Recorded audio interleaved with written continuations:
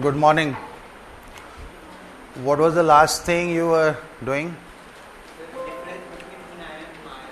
Hiri and Maya. Lecture plan was given to me, and Hiri and Maya, that means, have you gone through the complete Buddhism, Jainism? Origin of Buddhism, that you gone through. Gautam Buddha was there. Gautam Buddha took birth at Lumbini, and in the age of 29, Gautam Buddha left his house. Why he left his house? There were many probable reasons, but one of the reason is that since childhood he was having the orientation towards being a meditative personality, correct? And in that point of time, when his birth was there, are you aware about these things? These stories, have you been told? Okay. So actually what I do, Buddhism, Jainism, I'll come again. Against point. Like there are so many questions. Like one of the thing right now I am doing, Buddhism is the religion which was not started by Gautam Buddha. When Gautam Buddha was there, when he was alive, when he was doing the things, he was not having any kind of intention to start any religion. Clear? Rather, he established one of the monastery. Getting this point? And in that monastery, there were the system of membership. Clear in your mind? And in that membership, there were so many clauses. Initially, he was not allowing the women to be the member of the group. After his death, after his few years of death, his disciples started discussing on what Gautam Buddha said. Was Gautam Buddha a god? Was Gautam Buddha a human god? Against point. And then his disciples started making the discussions on the all teachings given by Gautam Buddha. And then the Buddhism born in the 4 meetings. Got clarity? And the last meeting was held in 1st century AD. And when that 1st century AD meeting was there, that was in Kashmir. Clear? Ruler was Kanishka. That time the foreign rulers were in India, and he was from the dynasty of Kushan. Clear in mind? And then the Buddhism born. Clear? Now here onwards, Buddhism got dissected into 2 parts. One is Mahayana, another is Hinayan. But Mahayana Hinayan dissection emerged in the first meeting only. Against point. And then in the second meeting, it was already dissected. But that time, it was not named as Mahayana Hinayan. Clear? Got clarity? That time, it was not clearly mentioned. Then the differences they are asking so many times in preliminary. What are the difference between Mahayana and Hinayan? Mahayana worships Gautam Buddha as human god. Mahayana worships Gautam Buddha as human god. That is given there. Just see. Hinayan worships Gautam Buddha symbolically. How? Symbolically. Symbolically means his sandals, his ashes, his many things what he was supposed to use. Correct? Then when Mahayana worshipping Gautam Buddha as human god, then Mahayana was believing in the moksha. Please come. Mahayana was believing in the moksha. Is this point given? Okay, just listen.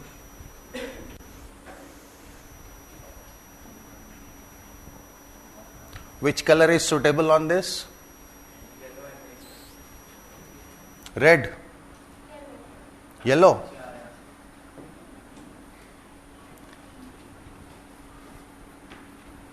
Concept of moksha. It was given by the Brahmanical religion. Brahmanical religion was the first religion of India. And Brahmanical religion got birth into the later Vedic age. Correct point. In the later Vedic age, when Brahmanical religion came, Brahmanical religion was having the concept of moksha. What is moksha? Yes. Relief from the cycle of birth and death. Then Mahayan is worshipping Gautam Buddha as which type of god? Human god. When human god concept is there, that means Mahayan was worshipping, believing in transmigration of soul. Please note it down there, sidewise. Mahayan, because these are the things of preliminary. Mahayan was worshipping in the transmigration of soul.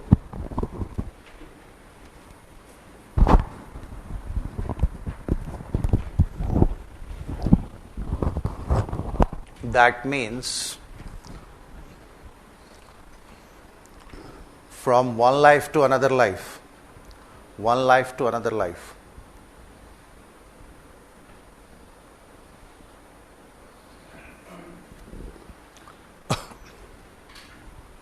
Now understand, in the Brahmanical religion there was God and there were two divisions. Just understand, there were two types of division of the God. One was the God who was taken as the human being. Like today we are taking Lord Shiva, Lord Brahma, Lord Vishnu, goddesses are there, correspond. That time Lord Shiva, Lord Vishnu was not the name. Clear? Different gods' names were there, Pushan, Rudra, got clarity. And this is the school which regards human and gods are different. Where the human form of God is there, that means they are regarding humans and gods are different. Humans and gods are different, then only the humans will be getting what? Moksha. Humans will be getting what? Moksha. Because who is taking the birth? Humans are taking the birth. Hence point, we are taking the birth. What we are doing today in the life, if I'll ask you, who are we? Then what will be your answer? We are God or we are humans? We are humans. So who will get the moksha? We will get the moksha. That means one sort of a school of the Brahmanical religion was regarding that humans and gods are different. Hence point. And when they are different, and when human wants to get the moksha, that point of time, several rituals and several customs and traditions born. How we will get moksha? Have you heard about the yagya? Have you heard about the different type of customs and tradition? Like today, this month is Sawan is going on. Many Kavariya people are pouring the water on what? Why they are doing so? What is the ultimate aim of these things? Moksha. Getting this point? This is not that we want to get the favor. This is what we understand very wrongly. This is basically what such things humans are performing to get into the assimilation of whom? God. This is what the concept of moksha. Vrata. Have you heard about vrata? People are doing so. Thereafter the Durga Puja will come. Thereafter so many things will come. All over India, in every culture, different types of things have been fulfilled. This concept is that where the God is regarded as human being. God is regarded as human being. Hence what? And all these efforts are basically done for whom? Moksha. Now see, here in the Mahayana, Gautam Buddha is of which form? So, naturally, Mahayana is believing in what? Moksha. Get this point? Mahayana is believing in what? Moksha. Clear? And there is one difference in moksha. In Buddhism, moksha is referred as nirvana. What is that? Nirvana.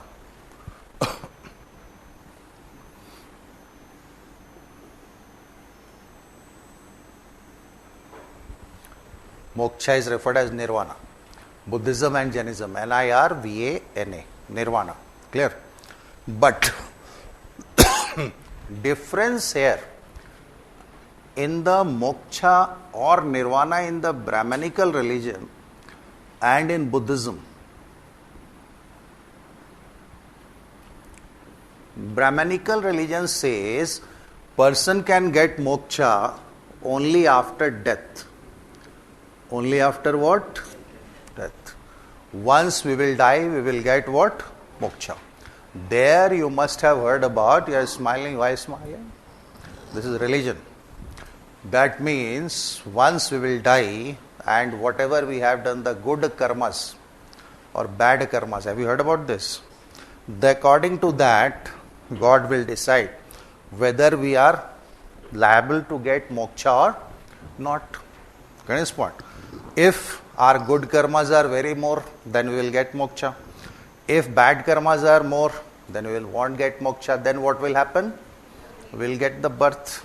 Then our religion says we will get through many lives. And those lives are of insects also, animals also. Then again we will get what? Human life. And human life is given to attain the moksha, to attain the moksha. Clear? Now, but in Buddhism says moksha can attain during the lifetime. That means before death.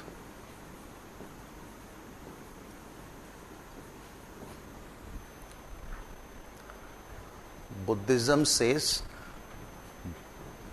nirvana can be attained during the lifetime.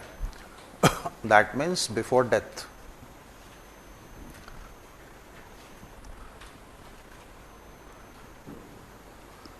Before death. This is the difference in the Brahmanical religion and Buddhism, especially in Mahayana. Hinayan does not believe in nirvana, moksha, correct? Hinayan does not believe in moksha. Next point. Got clarity? Now here what is happening? When we say about this, there is also comparison with Jainism. But here just I am mentioning because you are at the topic of Mahayana and Hinayan. So I am giving you brief, then I will come to the next topic, and this topic what is left will be covered next. Next point. Because it is a very long topic. Got clarity? And these type of questions can come also in preliminary. Now in preliminary they are asking statement wise questions also. Are you aware about this? 1 year they had asked the question that Indus Valley civilization was a secular civilization. Is this statement correct or wrong? What will be your answer? Why? We have found swastik. We have found the marks on the walls. Whenever we lit the diya or agarbatti, you know, then the mark comes as black on every house we have found. We have found one prototype of Shiva image. We have found the concept of mother goddess. Then why it is a secular organization? Secular civilization, because right now you see, what is the definition of secular? Tell me. Okay, I am telling. Yes. Positive includes all religion, negative which doesn't consider any religion. Okay, don't discuss. Just understand, don't understand positive, negative right now. Secular means every religion coexist. Every religion coexist. Today, modern secularism, if we will talk about the constitutional secularism, that secularism in the context of the state. State means the government. Government is having mentioned what is the state, concept of a state, that is given in Article 12 of Indian Constitution. Where it is given? Article 12 of Indian Constitution. And there the state does not have the right to interfere in the religion. Only and except 3 grounds are given there. That is in Article 25 of the Constitution. Have you heard the word Constitution? What is it? Gone through the polity class or not? Okay, what is Article 25?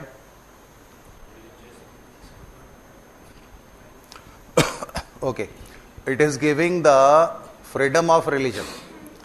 Profess, propagate, conscience, and it is also giving the 3 grounds.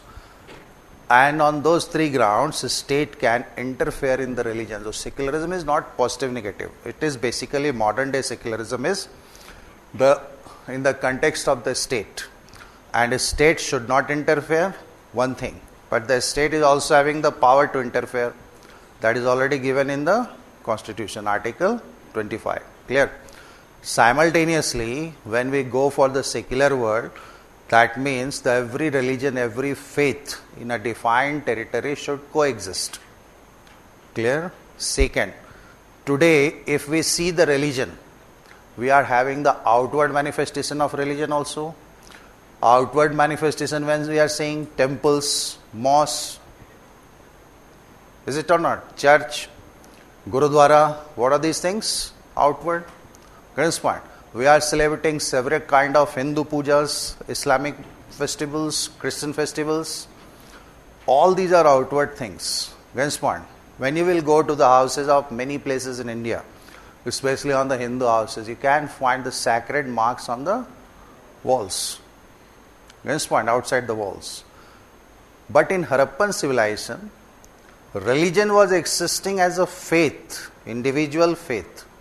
But no outward manifestation has been found. This statement they have already asked whether it was a secular or not. Now they will ask you why. And they will give you the statement, Harappan civilization was secular civilization because no outward manifestation of religion was there. So the statement is correct or wrong? It is correct. Green spot. So this type of questions they are also now asking in preliminary. So preliminary is not only now of facts, it is also basically of understanding of few things. Clear? So Mahayana, Hinayan, and then Buddhism, Jainism, and Brahmanical religion. Next point. These comparisons are also coming in art and culture. Where? Art and culture. Got clarity? So Buddhism, Jainism, have you gone through? No. Nothing. So Buddhism, Jainism, and these comparisons. State formation, have you gone through here? The state formation, Mahajanpadas, have you gone through?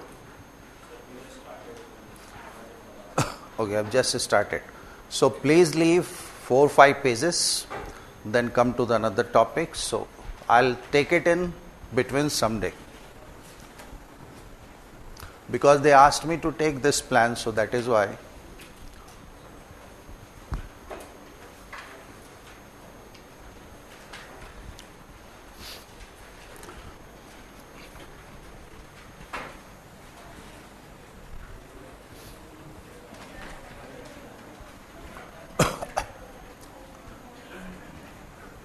Understand this concept.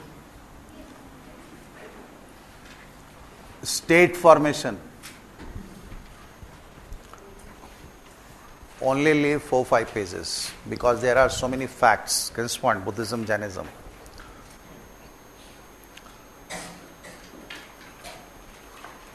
State formation.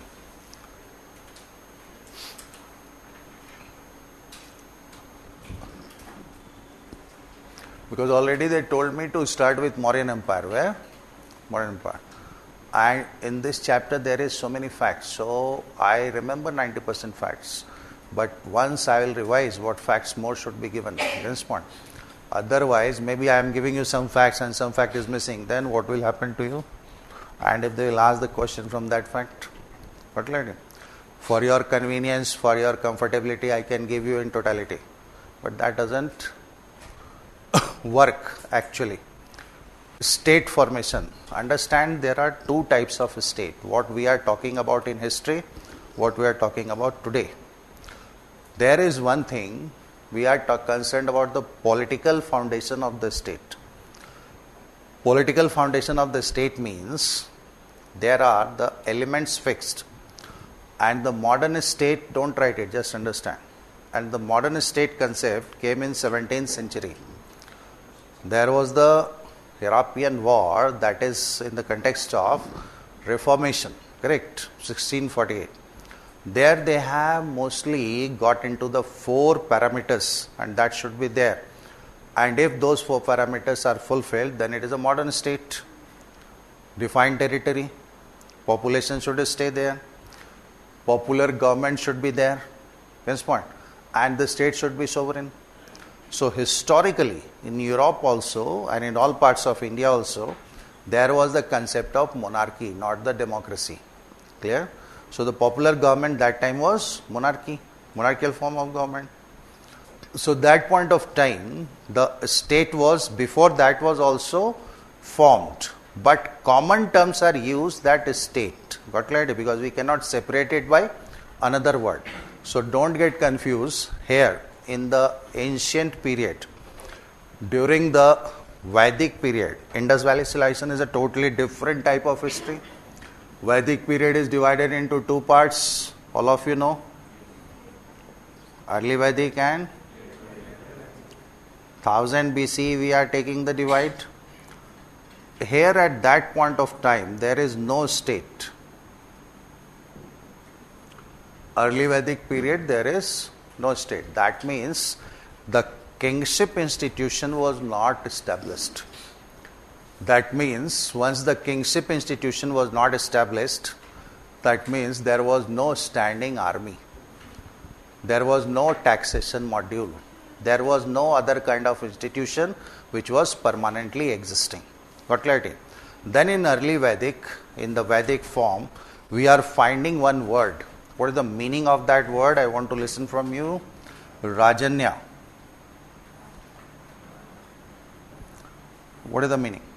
There is no state, but the word we are finding, Rajanya. And this question already came so many times in preliminary. Who was Rajanya then? Rajanya was the leader of the group. He was not the king. He was the leader of the group. And whenever the war was there, one person was chosen as leader. And that point of time, once the war was finished, the leadership gone. Next point. So there also the one concept came, Bali. Have you heard? Bali. Voluntary tax, but here it is mandatory tax. Now here the civilization was wandering from one place to another place. Just when about the time to cross to the later Vedic, they were getting stabilized at one place, and that place was this area. Western Uttar Pradesh and parts of Punjab. This was basically the good fertile plain. So they came to know about what? Agriculture. When they came to know about agriculture, agriculture started giving them the sustained life, sedentary life, living at one place.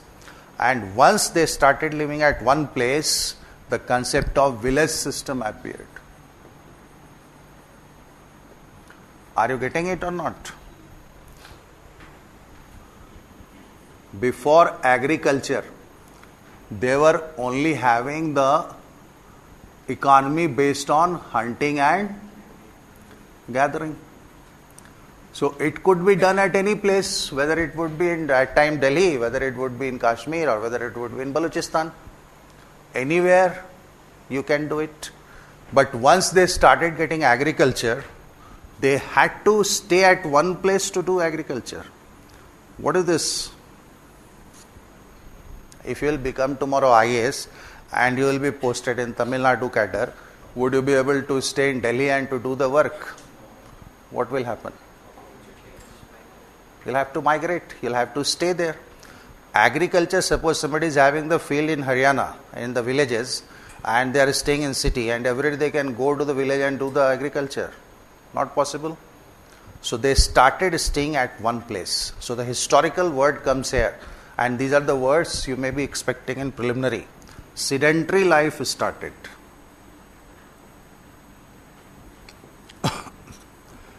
Understand, here they will not ask century, here they will ask age. Sedentary life started. Now, once the community started staying at one place, what do you expect the next step? Society will form. What will come into existence? Society. What is society? Can you define? Group of people started staying at one place. All is logical. History is not like illogical thing. It is very, very logical thing. Even many times logical than the science. Science cannot answer many things, but history can answer. But sometimes history also does not have the reasoning. Sometimes only. That's point. So when the society started appearing, society started developing everything. Customs, traditions, interactions, behavior model. That's point.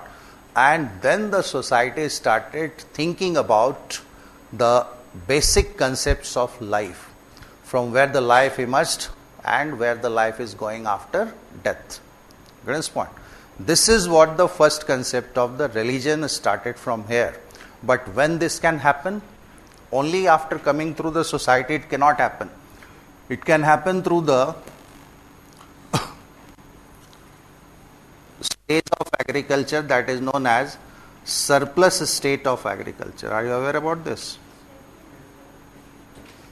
This question recently came in mains, just 2-3 years before. Surplus state of economy. That how the economy and religion changed from the early Vedic period to later Vedic in art and culture. Next point. How surplus state of agriculture reached? What is the state of agriculture today in India? Surplus or sustaining? Surplus in few things only. Because iron was discovered and came in frequent use. When iron came in use, that means iron tools were made. And when iron tools were made, the very first thing what the benefit came in relation to the agriculture is they started clearing the forests very easily. When they started clearing the forests very easily, that means the more agricultural land was available. That means when the more agricultural land was available and they were having the knowledge of agriculture, the products became very high. Once the products became very high, with the little effect, that means the whole society which was engaged in doing the agriculture, now part of society got the leisure period. They did not have any work to do because few people of society is producing the crops for the whole society. Getting this point? And few portion of society became free. Once they became free, what they will do? Understand like this. Why I am able to teach you, why you are able to study here. Suppose tomorrow, if the condition will reach that you have to produce your crop, then only you can sustain. We will be able to do anything. Would we be able to do anything? No. So this is called the surplus structure. We are able to do because we are having the food capacity. Next point. And the parts of society today is free. So what we are doing? We are studying, we are becoming IS, IPS, we are becoming scientists, we are doing so many things. Next point. So there also, when the society became free, their first focus gone on the religion. First focus gone on what? Thinking started. And that thinking when it started, from where we came. And in this process, they started making the things. All customs, traditions started emerging. Now, the second thing what happened here is, when they got free, part of the society, they started making their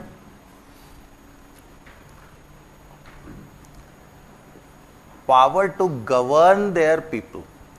And there the smaller state appeared. Smaller state here means society was the combination of villages, small villages. In one village there were mostly the population of 5 people, 6 people, 10 people. It is not like today. And one of the person, suppose A, started governing these territories. So this is not the bigger state. This is the concept of what? Smaller state. And the state came as the institution. Next point. Many times this question appeared in preliminary. Write down this question. Now you give the topic state formation, and then we will reach to Mauryan Empire, then we will proceed. State formation. State formation in ancient India. First point you write down.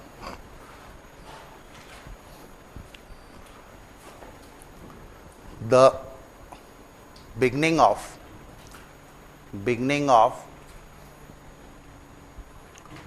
sedentary life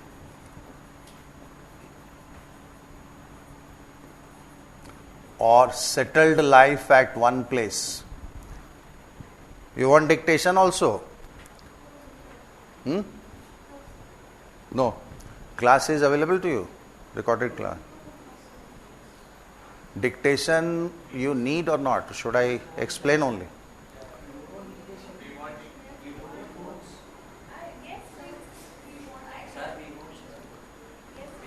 After understanding, you need dictation because you cannot remember so many things. Yes, point. And wherever you don't understand, is it clear what I told you right now? 10 to 15 minutes. Clear? Total. I'll show you the question. Today, this year is 2026. This year mains did not happen. 2024. 2024 or 2025. Very first question came in art and culture. How the religion and economy transformed from early Vedic to later Vedic. And in history, this is the only area you cannot find the answer in book or material. This is the only area because what the questions they are asking, earlier also they used to ask, but earlier there were 2 optionals. So people were managing somehow. But now there are 4 papers of GS. So all game is revolving around whom? General studies. Yes, point. So here fictions are more. What is the fiction? Fictions are more. That means you have to know behind the things. Yes, point. Then preliminary many questions are also you will be very easily solving, and mains you will be getting all the things there very comfortably. So please note down few things I am giving you right now. The sedentary life started in the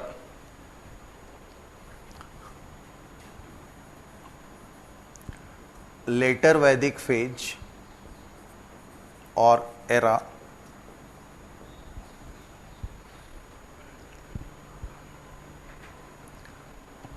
Full stop. It was the result of agricultural surplus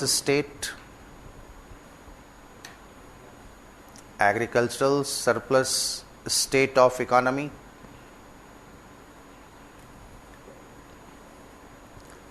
as well as it resulted into the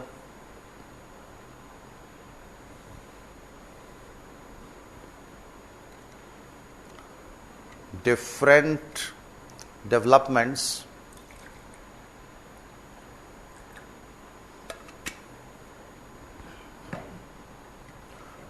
comma in which developments give comma or hyphen. First development was the beginning of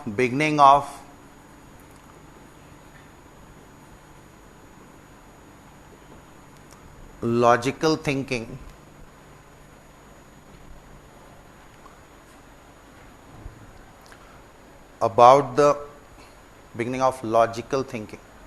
about the human life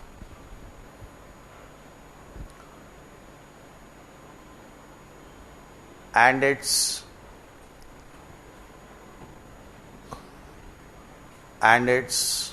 final aim.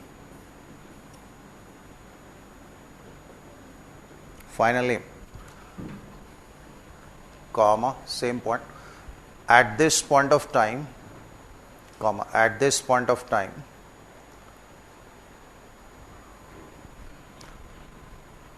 the specific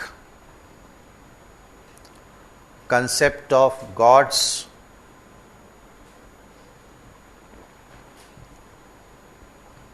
comma, different customs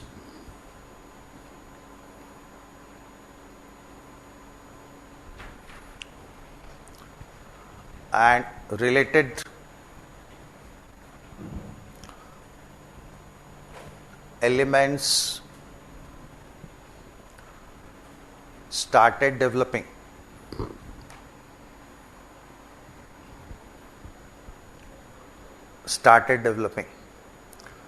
Now the second development is right now. Second development. This is the first development. Clear? The moment you will become free, you will start thinking about few things. Guess what? Today you see the child. Have you seen the child today? Most of you may be there in the joint family. How many of you were in the nuclear family in childhood? Okay.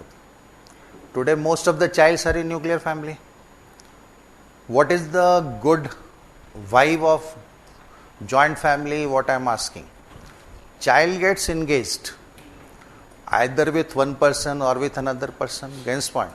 So child doesn't get the habit to see the YouTube. Are you aware about this or not? Today, when the child becomes in the nuclear family of 4 months, child gets addicted to what? YouTube. Are you getting this point? For clarity. So, once the child is getting freedom, child starts doing many things. Maybe bad, maybe wrong. That is different thing. It is very bad because it is affecting the mind also. Clear? But you cannot do anything because there is no one to look after whom? Child. And there are so many problems coming in the society now because of this. So when the people here got free from the agricultural activities, they started thinking about the life. They started thinking about who are we, how we came on this earth, after the death where we go, who is this person to me, whom I am marrying, what can I call her, who is my child, how the child gets born, how we can marry, how we cannot marry. So here also the Gotra system, etc., everything developed here. Against one. Got clarity?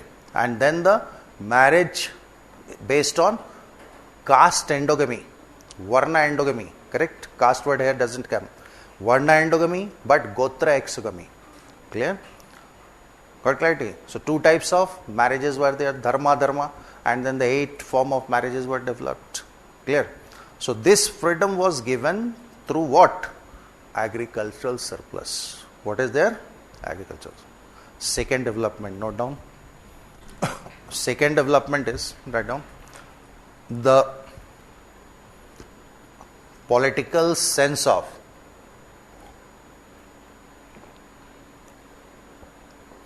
governance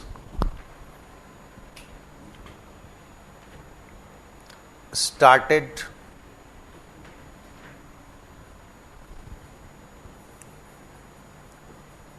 for the purpose of security,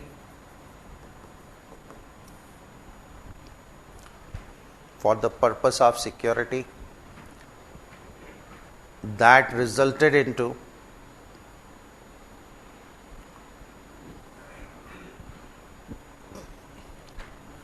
the formation of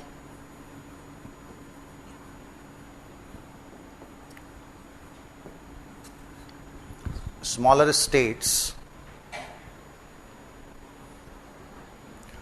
in later Vedic period.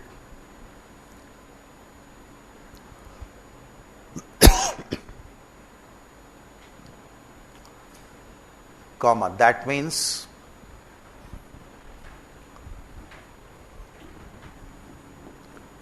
institution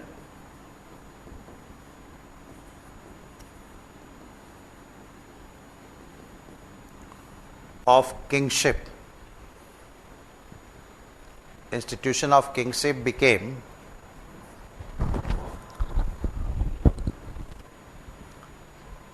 established permanently.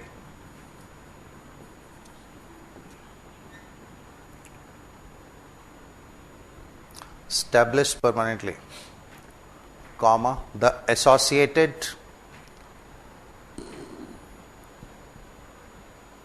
institution of associated. institution of taxation,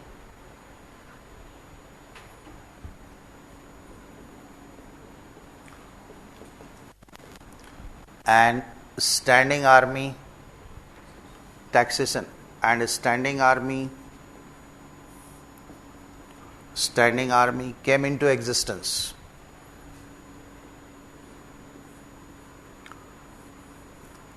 Here you must know one word you may be knowing right now, just below that, Bali.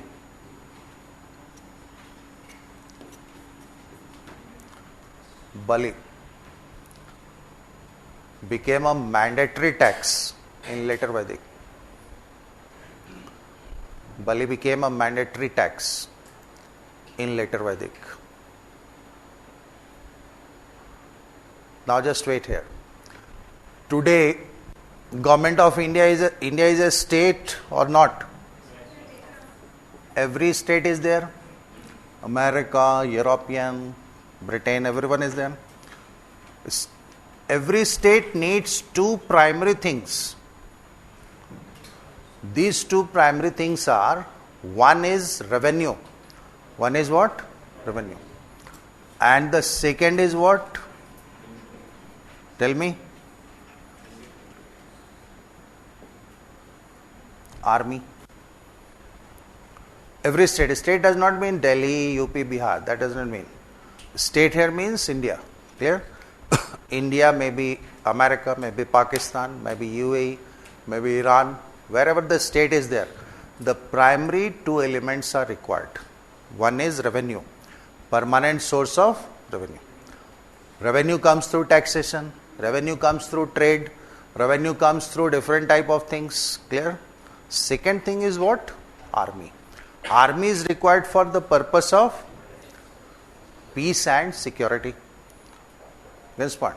Now see, today US and Iran is fighting. Israel and Palestine is fighting. Why US and Iran is fighting? It is in news. Which newspaper are you going through? Why are you going through? Hindu. Okay. Why US and Iran is fighting? You can say many reasons. One reason which is coming now, nuclearization. Iran wants to do what? Nuclearization. US wants to stop because the UN treaties are there. What are there? United Nations treaties. Correct. What is the second reason?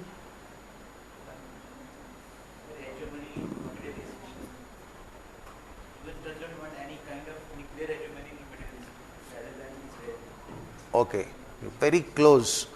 Second reason lies in the origin of the concept of state. That is what? Power. That is what? Power.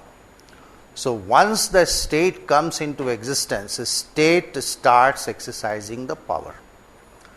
There are two types of power. One is internal, that is for governance. That is for governance. Second is, state wants to capture the territories which are not in their control. This is the internal. This is the internal element of state. And this is not of today only. This comes through the beginning of the concept of state. Next point. So if your mind says why one state is attacking upon another, there may be some immediate cause. Like there is a story in the Mahajanpada. One of the king, his name was, he was the king of Vatsa. And he started attacking upon the king of Ujjain, Avanti. Next point. Pradyot. And thereafter it took the support of Ajatashatru, the king of Magadha. Next point. This is because of the attack of the something different thing. That is affair. That is what? Affair. He wanted to marry. But these are only sometimes having the reasons. Maximum times the state concept itself is highly disturbing. Because once the state will come, state will try to become themselves highly strong. When the state becomes the strong, state starts attacking upon the another state just to capture the territory. Why to capture the territory? Why to capture the territory? Because the sources of revenue, one of the sources also very highly there, that is agriculture. What is there? And that time mostly the revenue comes through what? Agriculture. Get this point? So the capturing of the territories are not without any reason. Today if US is not willing to enter, listen it very carefully, not willing to enter, allowed to enter any other state into the Middle East, what is the revenue source there? Oil and gas. What is the oil and gas? Who wants to have the command upon this? USA. Get this point? How it becomes the revenue for USA? US companies started getting into this. Already they are doing in America, Iraq.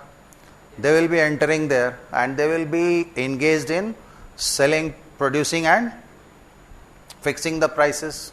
Getting this point? So maximum benefits will go to whom? USA. If you don't secure the revenue, you won't have this thing. You won't have this thing very strong. And if army is not very strong, then what will happen? Any of the state can come and win you, can defeat you. Yes, point. Got clarity? So this thing is all time integral element of the concept of the state. Clear? So it is started from here only. So when the later Vedic was ending, that time the smaller states came into existence and then they started attacking upon each other. That is the concept of Mahajanpada that led into the larger state. Guess what? So many times they are asking the question, when the larger states came into existence. So change the line. In the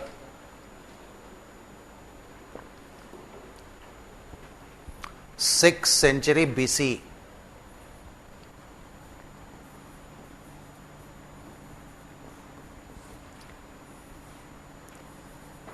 larger states referred as Mahajanpadas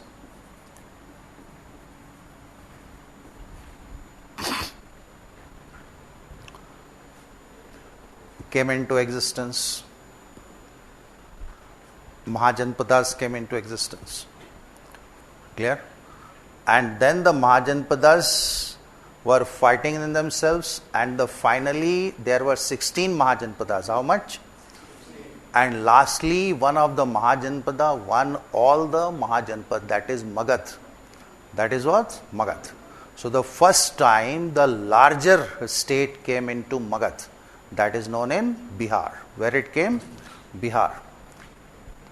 And the Magadh was having the first political dynasty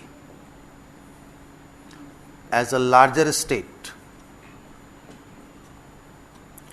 And that dynasty was known as Haryanka dynasty.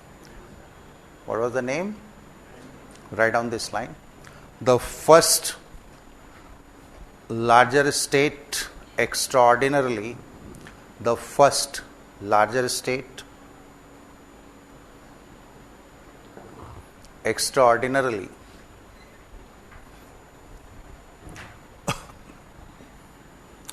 came in Magadh.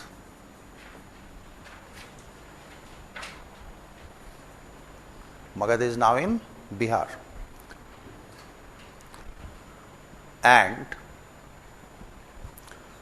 the dynasties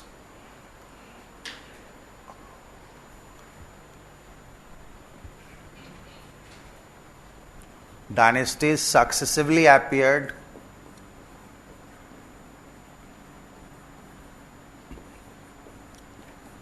at this place.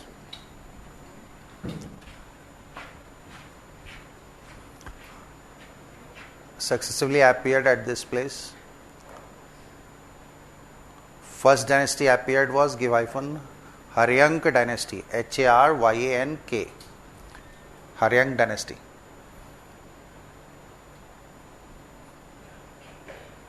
Clear? Then came was, just know here, Naga dynasty.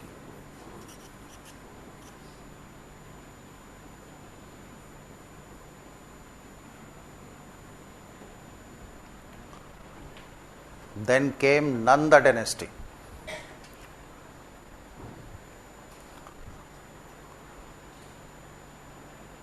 Then came Nanda dynasty. Correct?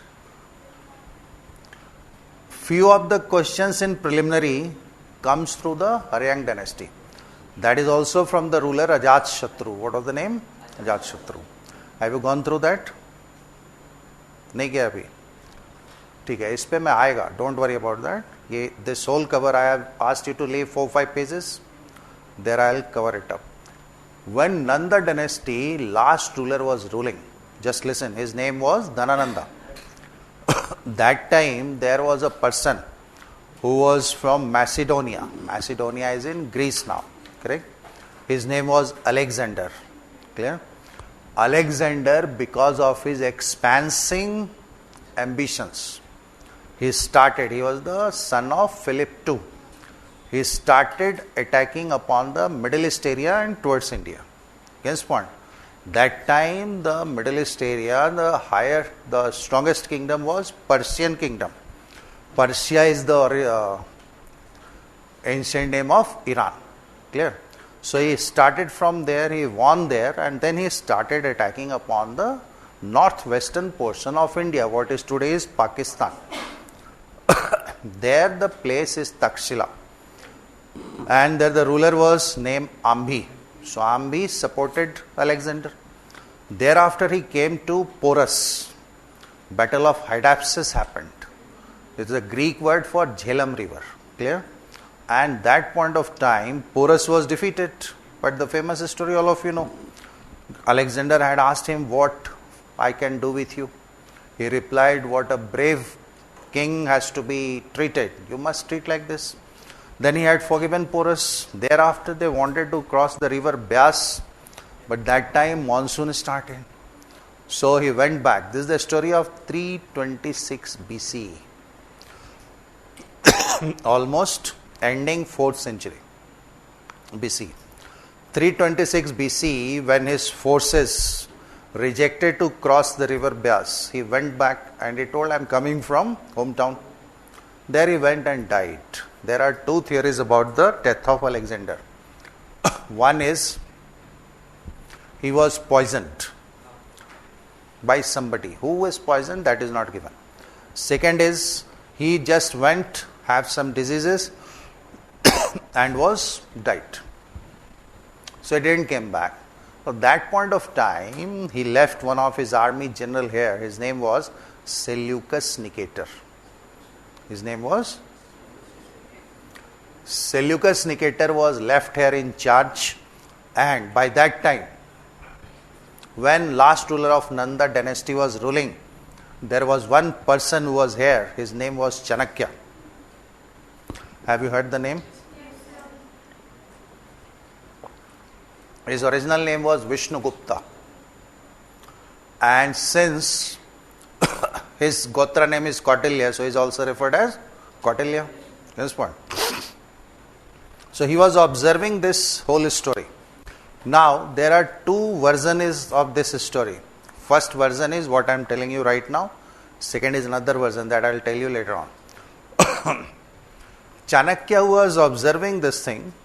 Alexander was not able to attack upon internal parts of India. He went back. The ruler Dhanananda was here, and Dhanananda was a strong king. He was having a strong army. But that point of time, Dhanananda was a comfort living king. That means he was not very much seriously giving focus on governance and administration.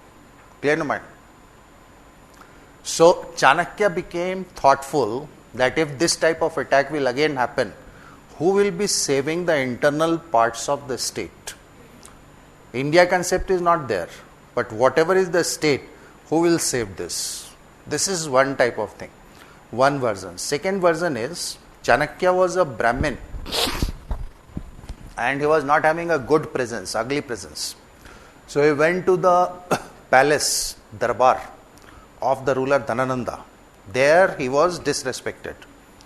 And he just opened his chutiya, Chutiya, and sacred throne, Janev, you know, tore down his Janev and took the oath, unless he will not remove Dhanananda, he will not take any kind of rest. So these are the two versions why Chanakya went against whom? Nanda dynasty. That is why they are never asking about this, that why Chanakya went against Nanda dynasty. Guess what? Nothing is sure about this. Then what happened? Chanakya was the lecturer of political science. That time only one institution was there, university was there, that is Taxila University. And he was the student also and he was the lecturer also. So once he was going to the Taxila University, in midway he found a child who was playing. And he took away that child, made him learn there, and made him trained there. His name was Chandragupta Maurya. And thereafter he asked Chandragupta Maurya to replace Dhanananda. Then Chandragupta Maurya was not directed how to replace, having very small army.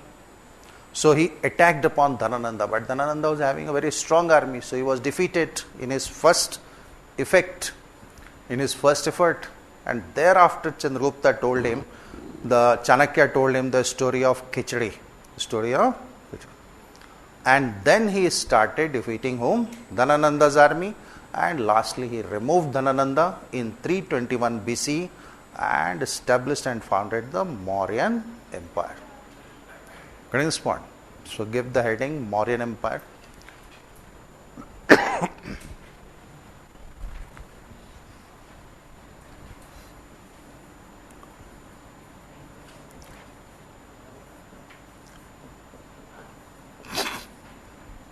See, in Indian history they will not ask you about Alexander and all, correct?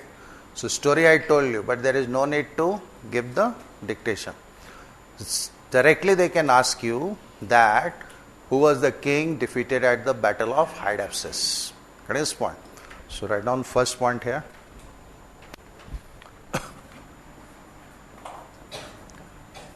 Battle of Hydaspes, it is referred for Jhelum river.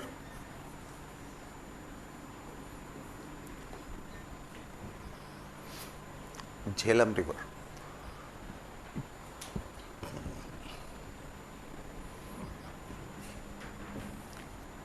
Alexander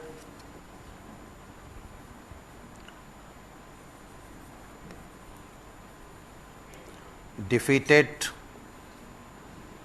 the king Porus. Sorry. King Porus.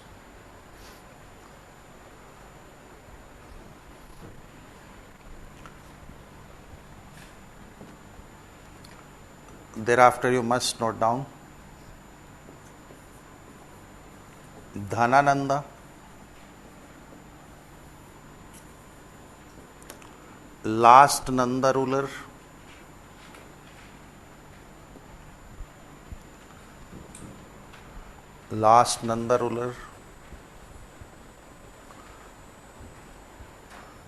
was removed by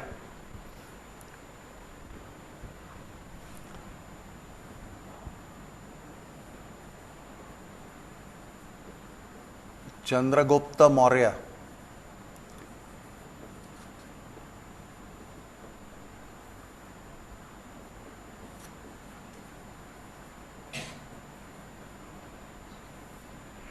With the help of Chanakya,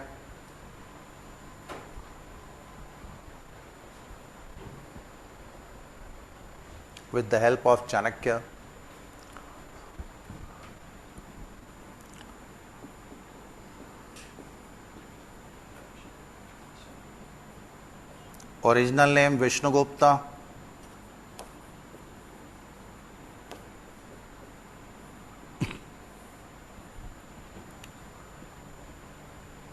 also referred as Kautilya,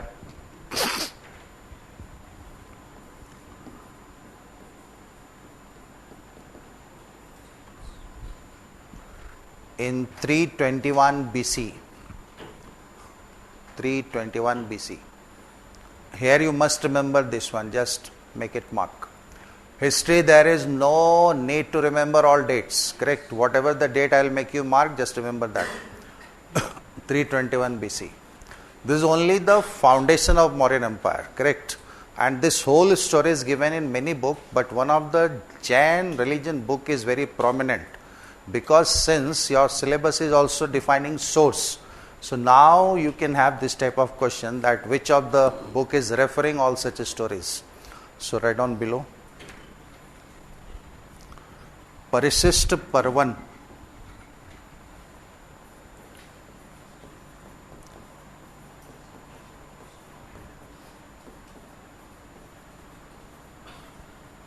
Book of Jainism.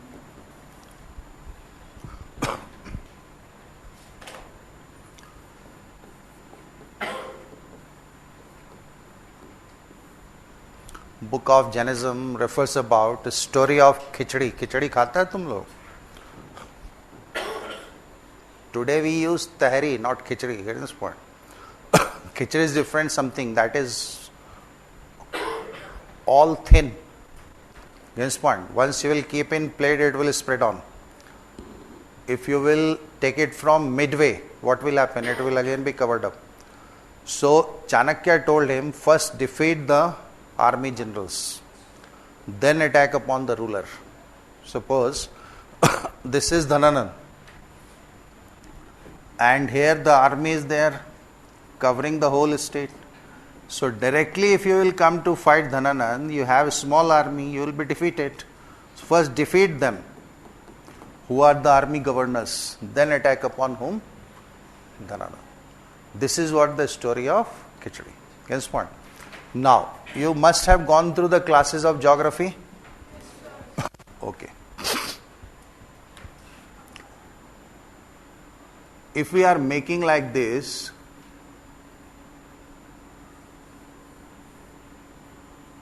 this is our India now. And this side, if we will go, this is what? Pakistan. And here it is what? Afghanistan. This side, Iran. Got clarity? So here in the northwest, there are the chain of rivers. Indus, Jhelum, Ravi, Ganspot. All those rivers are flowing from the side of India to side of Pakistan. Got clarity?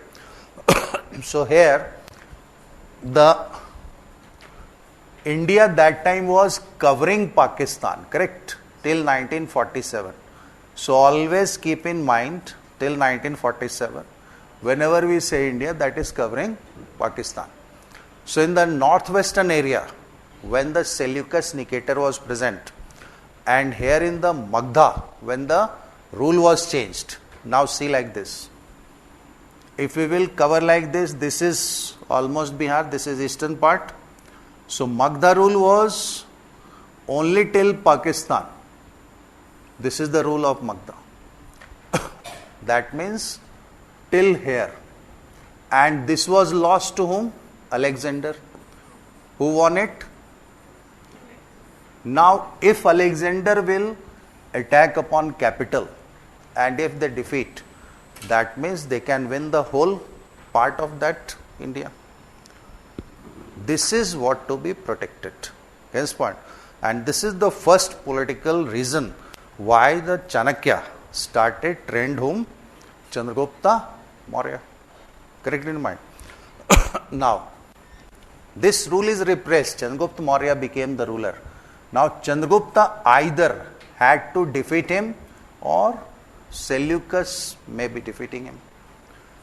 Because what I told you, the concept of a state, it lies in the expansion. It lies in what?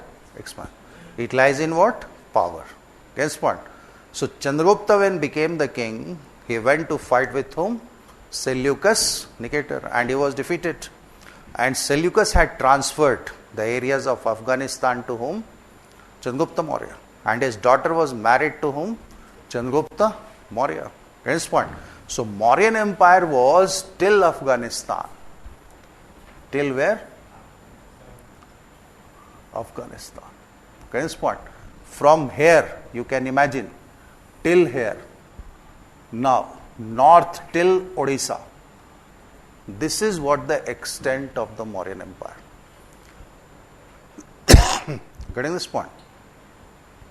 What do you find? It is up to how much percentage of India? Afghanistan is also covered, almost like India today. Almost like what? India today. And was it easy to govern till Afghanistan? No.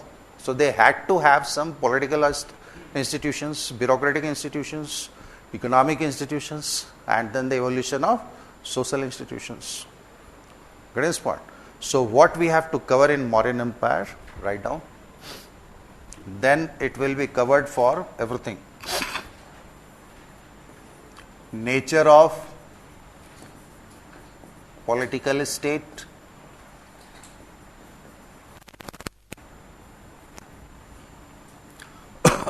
then we have to cover about Ashoka especially, policy of Dhamma,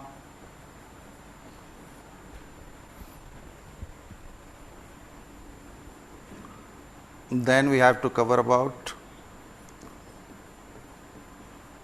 inscription,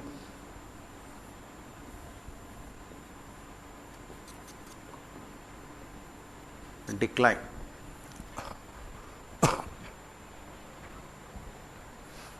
Inscription and then decline.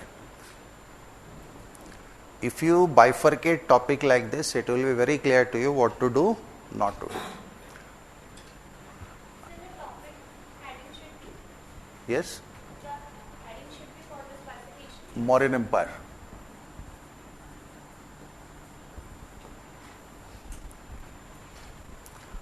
Because once we see Chandragupta Maurya, correct? They are not asking question from Chandragupta Maurya directly now, but I will tell you and give you dictation also. Suppose who are Chandragupta Maurya? Founder of the Mauryan Empire. Correct? Don't write it, just listen. What he did so? He defeated Seleucus Nicator. Who was Seleucus Nicator? Governor General of Alexander. This point. That I am giving you in brief about Chandragupta. Then Bindusara, there is no great detail, but few details are there. Then about Ashoka. This point. So then I will cover up these all. Correct? So first write down Chandragupta Maurya.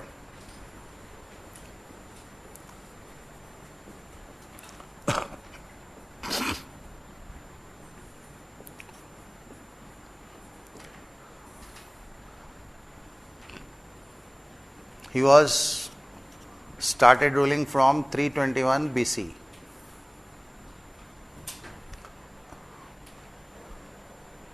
BC.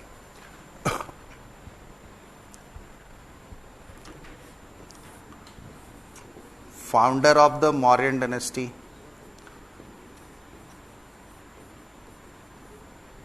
Founder of Mauryan dynasty.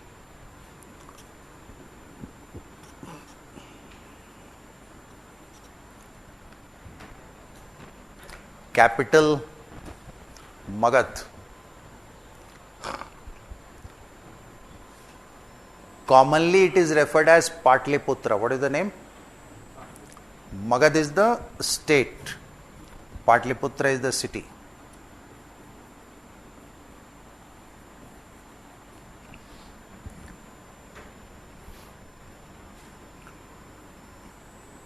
Defeated Seleucus Nicator.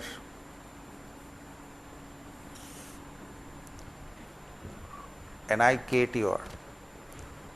Seleucus Nicator. All of you know who was Seleucus Nicator? Very good. Governor of Alexander.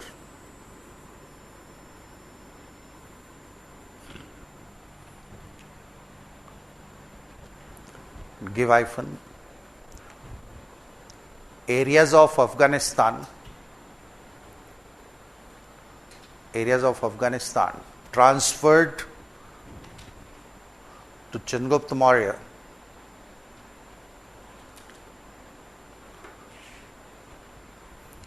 by Seleucus Nicator, SK. SN.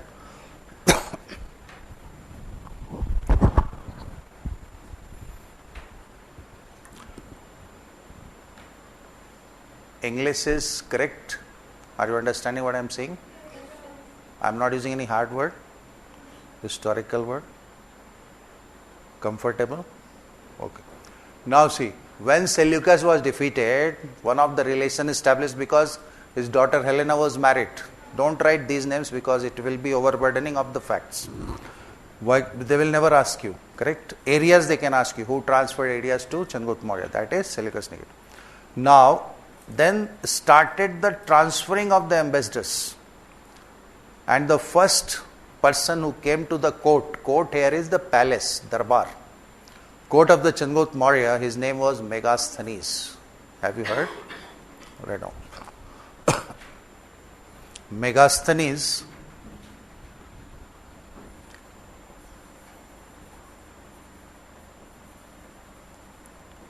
Greek ambassador.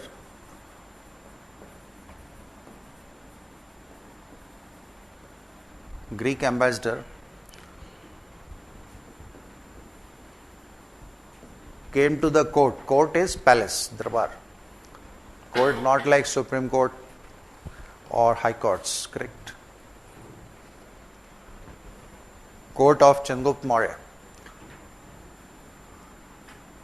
Indica, the name of the book written by him.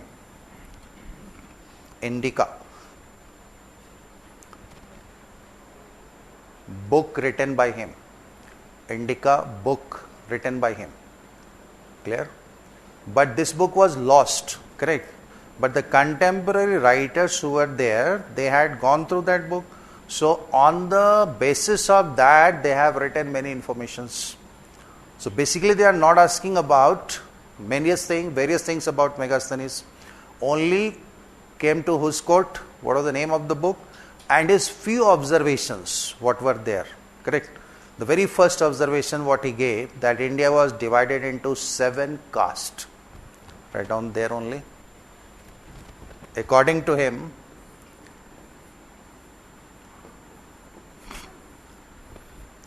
India was divided into 7 castes.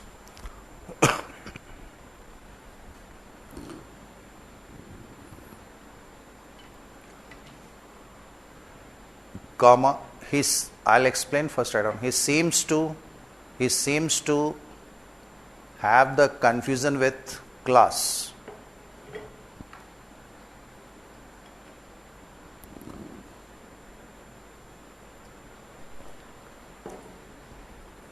Seems to have the confusion with class. Why so? Tell me. If I'll ask you, what is the first social system of India? Write down in sidewise. Are you leaving some portions of your notebook or not? Or write down below. What is the first social? What is the first social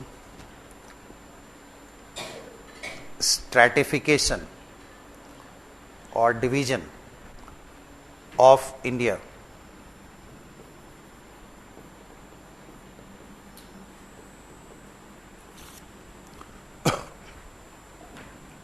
Varna system, are you aware? Social stratification, division of the society. That is appeared where? In the early Vedic era. Varna system firstly appeared in early Vedic era. Clear? Brahmin, Kshatriya, Vaishya, Shudra. That is based on what? Profession, occupation. Caste is based on what? Birth. Caste is based on what? Today what we are following? Caste. What we are following? Caste. When the Megasthenes came, when the Mauryan Empire is continuing, that time the caste system was not there. That time the Varna system was there. What was there? Varna system. So when he is referring caste, that means he is referring what? Class. For clarity, India never had 7 castes throughout ancient India. India was having only 4 castes. and one was added Panchama, that was in post-Maurya, that is fifth caste. Point is clear. So Megasthenes gets confused with the concept of what? Class. Point is clear. Already they had asked that who referred like India was divided into 7 castes. Answer is very simple, Megasthenes. But now if they will just make the point somewhat in different language, write down this language in bracket.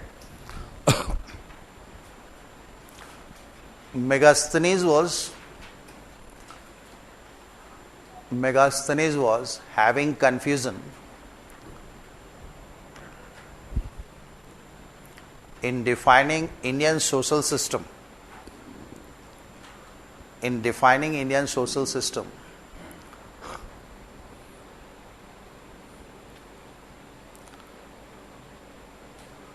Now if they will ask you whether this statement is correct or wrong, what will you say? True. Correct? That is why I told you that time Varna system was prevalent, and based on the Varna system, Varnashram Dharma was prevalent. What is Varnashram Dharma? 4 ashramas were there. Brahmachari, have you heard? Grihasth, Vanaprasth, Sannyasi, and 25 years of age is fixed for everyone. Against point. Point is clear. So this is the first observation. Clear? Second observation, write down. According to him,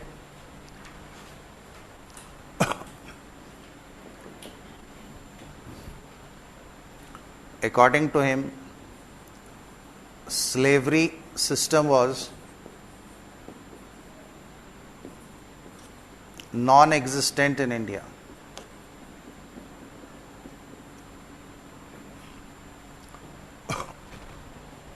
Non-existent in India.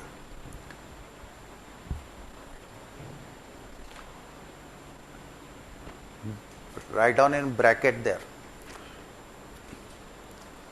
It is also incorrect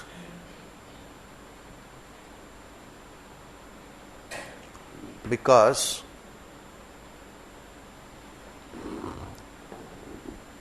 India was having the system of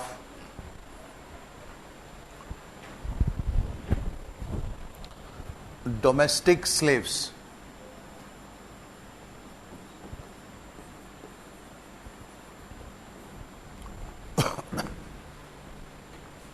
Domestic slaves. Domestic slaves, mostly women and children. Mostly women and children. Clear?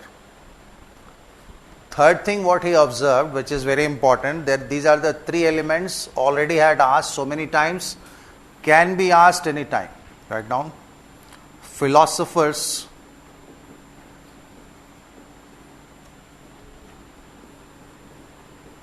he is referring philosophers to Brahmins.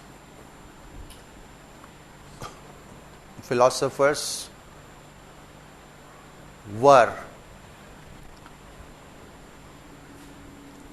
exempted from tax.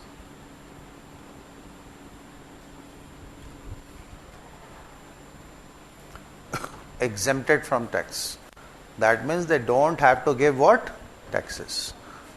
Exempted. You see, spelling here I am writing sidewise. Exempted from tax. What is going on in parliament? What the leader of opposition in the Rajya Sabha had commented 2 days before about Manusmriti. Manusmriti will see in post-Maurya or mostly in art and culture. Manusmriti is a textbook which was written in post-Maurya. When? Post-Maurya. Because this is the time what we are seeing Mauryan Empire. This time in China, the writing paper was invented. What was invented? Writing. And we were also having the writings because this time the language started. Language started from early Vedic only. But this time we came for writing. Next point. Here the writing was on the palm birch. There was a specific palm tree, and on the leaf of what we were writing. Point. So Manusmriti when came, that time the pages were written on palm tree and later on the writing pages also. Clear? And Manusmriti is discriminatory about the lower caste. About what? Lower caste.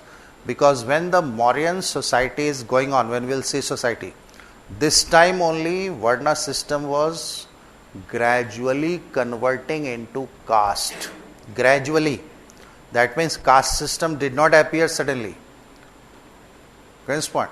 So it was becoming rigid, and towards the end of the Mauryan system, almost Varna system lapsed, and what came into existence?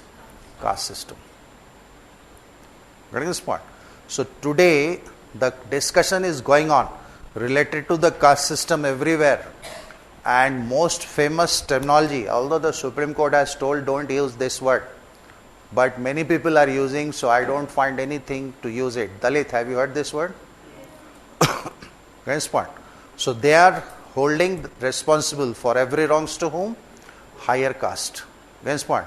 And they are saying now the government is trying to implement Manusmriti instead of the Indian constitution. This is allegation. This is what? Allegation. Made by whom? Opposition. Point. So these questions becomes important in preliminary. They can again ask you. So this is the observation. He came to the court, write down. He came to the court of Chandragupta Maurya, 305 BC.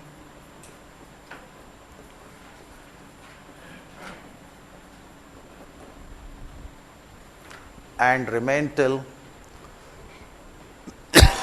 299 BC. 299 BC.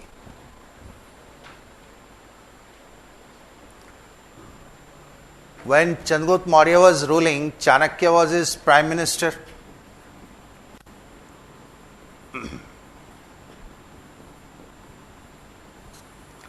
And about the Chandragupta Maurya plus Chanakya,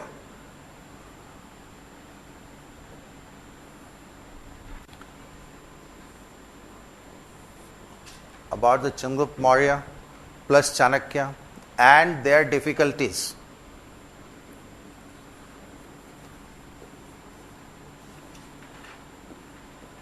One of the book is written,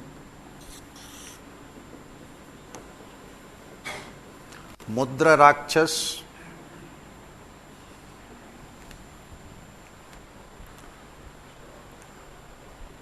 Chandragupta Maurya, Chanakya and their difficulties. What can be the difficulties? Like see, today in which difficulty was education minister? Tell me. Previous education minister. What was the difficulty? Pressure of Gen Z. All of you are what? Gen Z or Gen Alpha you can be there. 2012. So nobody is from 2012 here. So all of you are Gen Z. So earlier, just before few days, our education minister was in the pressure of whom? These are the difficulties. All time in the governance, this type of difficulty comes. Sometimes security, sometimes some other problems. Point. So Chanakya, Chandragupta Maurya difficulties during their governance, all concept, all stories are written in one book. That book is what? And it is written by whom? See the difference of the questions. Earlier they were asking who wrote this book. That is enough. Now they are asking their difficulties are written in which book. Point. So that is why it's very important. So now you'll have to take break for 15 minutes. Then again we will start. You're finding any difficulty or something else, you can ask. Tell me. Good is that is different. Do you have any difficulty or confusion? Okay, in the last of the class I'll give you time. 5 minutes, 10 minutes, whatever you want to ask, you can ask. Delhi, in fact, after so many long years, this type of rain has happened.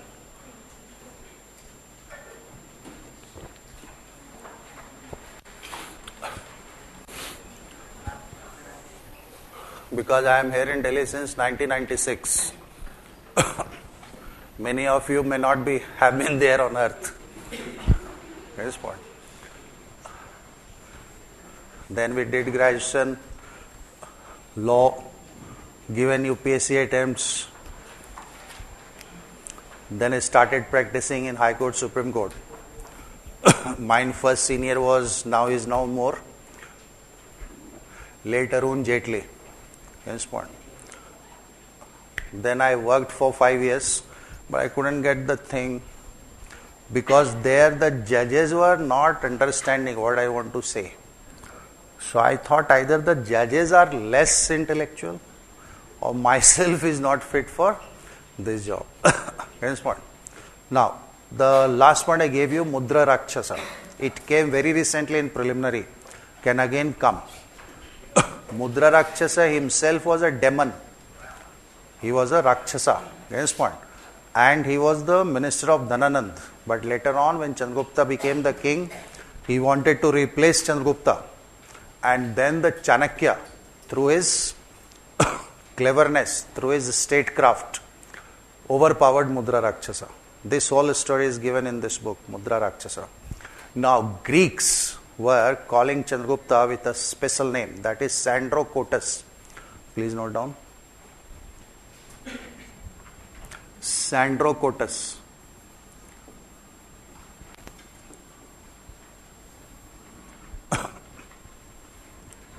Sandrocotus.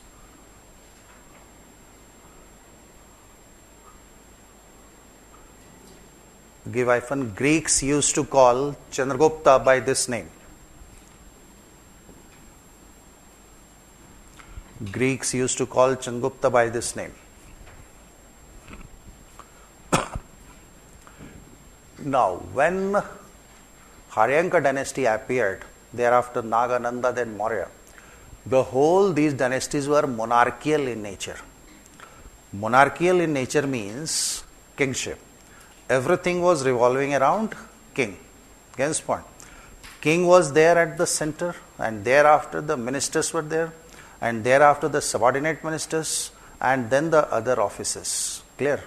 So that point of time, when the monarchical structure was there in the Mauryan Empire, the Chandragupta Maurya had converted this monarchical structure into a police state. I am using few words which is in optional, not in GS. But now the questions are moving with the orientation of what? Optionals. Next point. So concept of police state here is the state only concerned with collection of revenue and the security of the people and security of the state. Clear? But Chandragupta Maurya was also having the intent, that means having some kindness towards the subjects, towards the welfare of the subjects. So Chandragupta was the ruler. During his rule, the subjects were also good, subjects were also comfortable, and the ruler was also ruling only for the people. He was not engaged in the comfort, luxury or something like this, correct? So every time he was busy with the concern of the state. But overall, he was concerned with the security of the state, and second thing, collection of revenue, taxes of the state. Because already I made you understood, without the revenue, he cannot maintain the good army. And if he cannot maintain the good army, he cannot provide the security. He cannot guarantee the peace. And why peace is required? Why peace is required? See the Middle East, what is happening there? Right now the very good example is there. What is happening in Middle East? Every day who is killed? Innocent people killed. Where economy is going down? What is the inflation rate of Iran today? Yesterday this data is given. 87.9%. If every day they will be fighting for the whole year, what will happen to the people there? Tell me. People will die, or people will be forced to flow, migrate. Where the people will go? Who will accept them. Getting this point? So, peace is the internal part of every governance. Peace is the internal part of every governance. Today also, what Chandragupta was doing that time? What is the meaning of governance? Governance means to govern. To means what? What government is governing today? Today's example will make you clear. Government is giving us good law and order so that we can move freely. Government is managing the economy. Correct? Government is making the external border secured. Government is making sure that there will be no terrorist activities or other activities. Government is making it sure that wherever somewhere in some state 2 or 3 segments of the society is conflicting, that should be controlled. This is what governance. This is what governance. Getting this point? How government is governing today? Through institutions. Primary 3 institutions are there: executive and legislative. Other executive instruments are there: IAS, IPS, IRS, PCS. Other central government, state government offices are there: PWD, Jal Board, Electricity Board. All these are what? Institutions. Elections are being held through what? Which institution? Election Commission of India. What are the articles for Election Commission of India? Polity, have you gone through some classes? Article 124 to 129.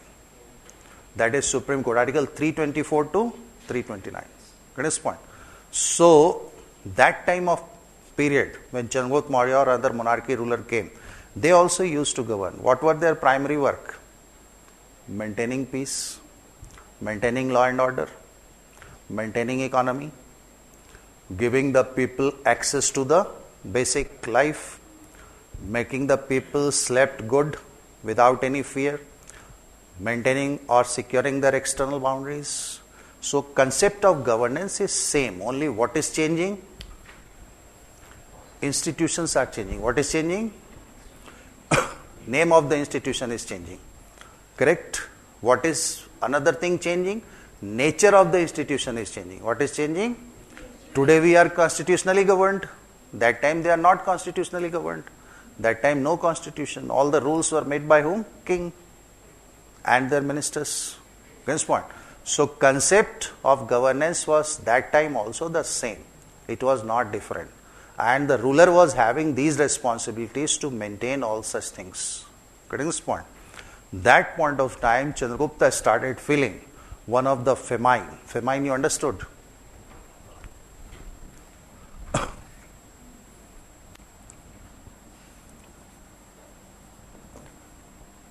Famine came.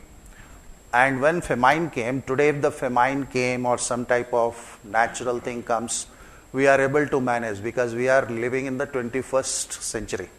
That time it was very hard because there was no communication, there was no road like this, there was no transportation system so much so quick. Against point. So famine was existing more than 10 years. And that point of time, Chandragupta got disheartened and he was not having the path to come out. He was not having the way to come out from that effect. Then he met with one of the Jain saint. His name was Bhadrabahu. What was the name? Bhadrabahu.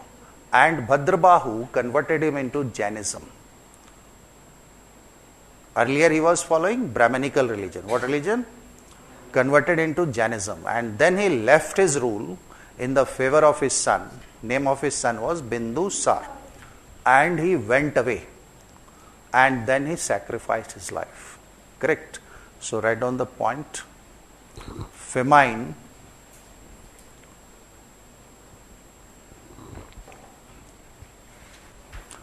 appeared during his rule or came during his rule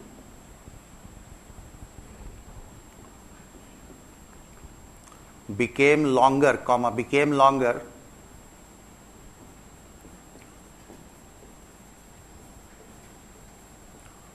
for more than 10 years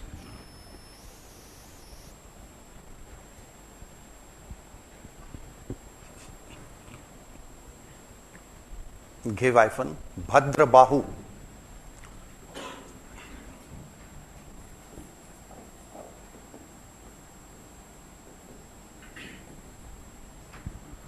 Jain saint.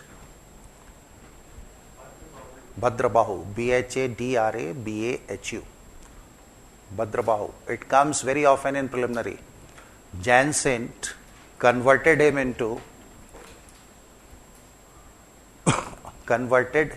into Jainism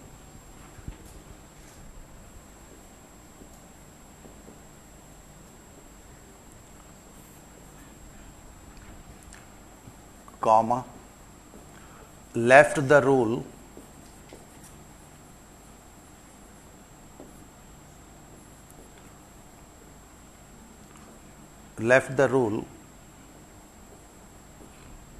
went to Shravan Belgola.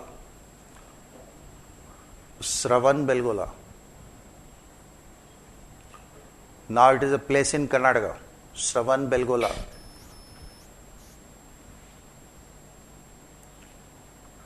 And sacrificed his life.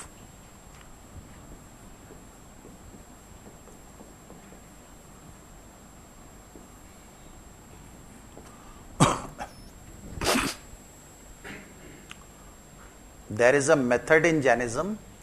The people or the saint who wants to sacrifice his life in Jainism, they remained hungry for some days. Next point. Standing into the water. Now they are not standing into water. Standing into the water. And finally they renounced his life. Next point. This whole incident, famine and the sacrifice of life, is mentioned in one of the inscription. What is inscription? Inscription is written on the rocks, pillars, iron pillars, or some caves, and that is written by the ruler themselves, correct? Or nearby their any minister. And that time the writing of copy pen was not there. How can we write on rocks? Chiseling, hathauda cheni. What is there? Hammering. Against point, chiseling and hammering. So copper plate, on the copper plate inscription, this story is written. That is found in Mahasthana. Now the place is in Bangladesh. Clear? So write down there. Mahasthana.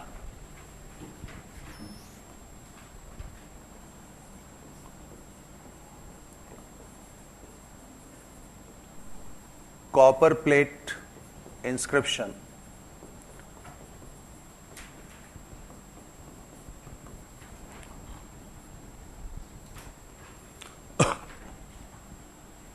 Found in Bangladesh now.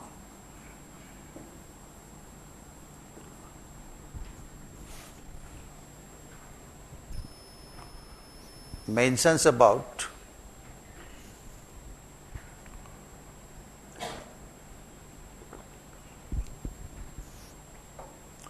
the famine of his rule,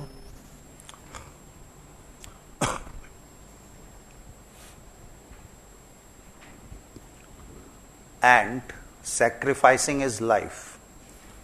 Famine of his rule and sacrificing his life.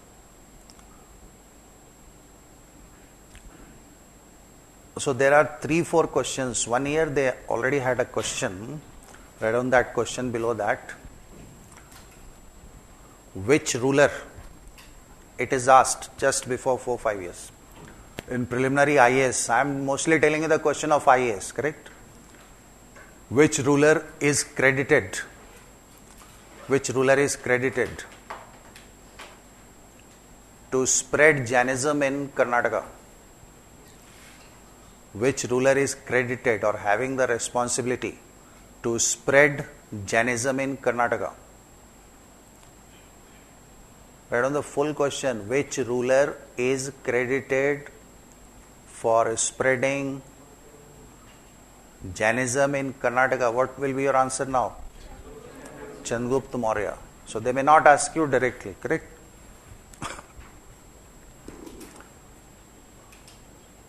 Clear? So Chandragupta Maurya was the follower of Jainism. Clear? 285 BC he left his throne. 285 BC.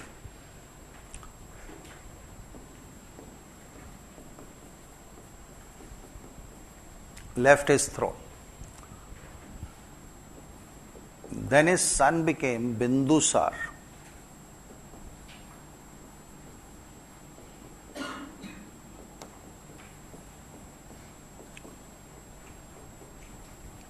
Where I am not making you mark, don't try to remember years. This is only for chronology. Because I think many of you may not be from the history background. How many of you? 1, 2, 3. From history background. How many of you are from history background? 1, 2, 3, good, 4. Okay.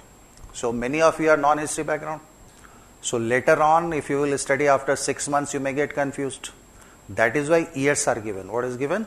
Years. Correct. What is the real reason of the decline of Mauryan Empire? There are several reasons for the decline. Real. Like after You are from Delhi University? yeah, Okay. Finally completed.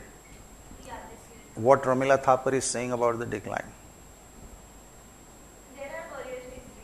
Like Okay. about the Ashoka. After the Ashoka, there was no like. Okay, I'll tell you. Academics, leave it, correct? Focus here. Now see, Bindusara rule, very few points are there. First point is Amitrochets.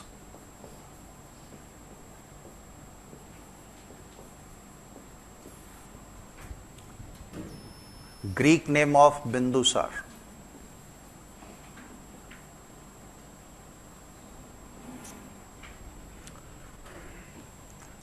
Amitrochats, Amitrochets. Greek used to call him Amitrochets.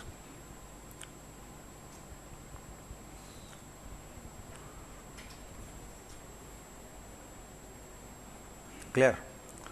Today, how many states we are having? All of you know 28, correct? So that time Mauryan states were having 5 and they were referred as provinces. Throughout the history, states are referred as provinces. Because to make it technically separate from the modern concept of states, correct?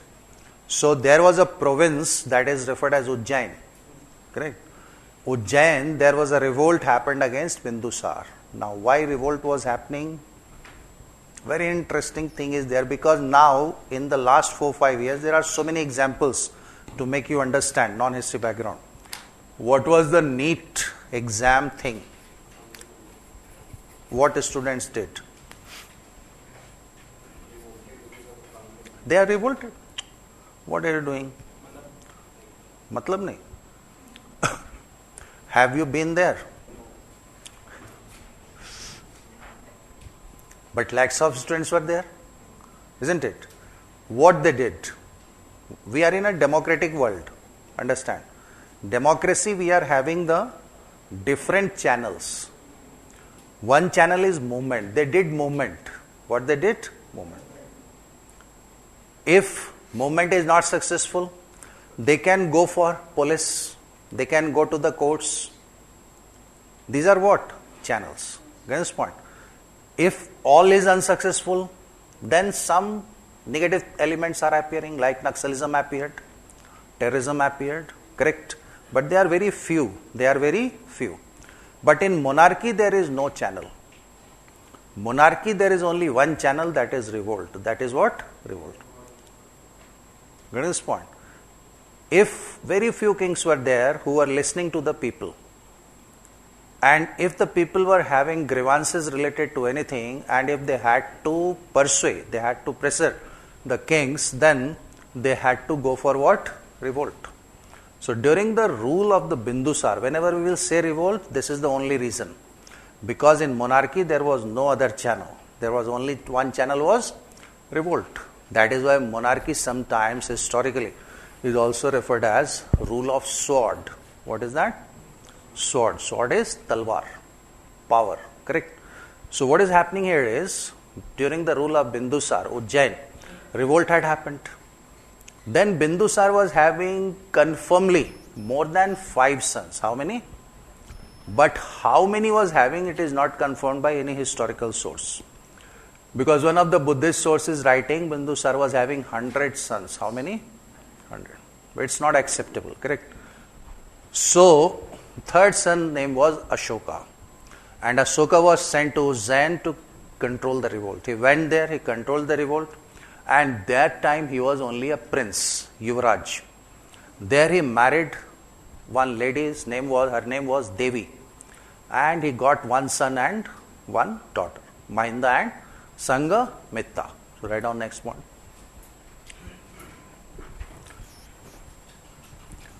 Ujjain.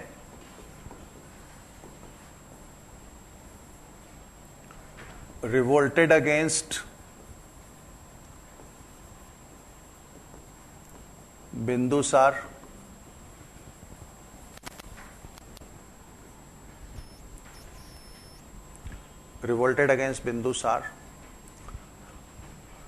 Ashoka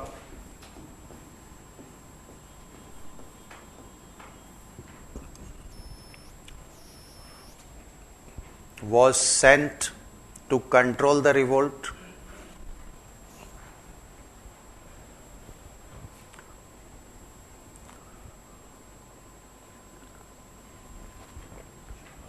Sent to control the revolt. As he successfully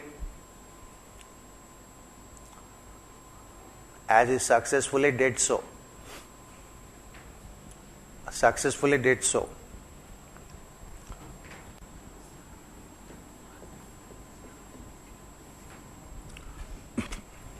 Third point,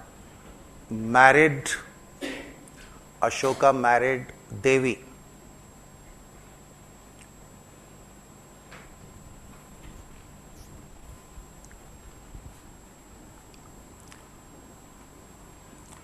Mahinda,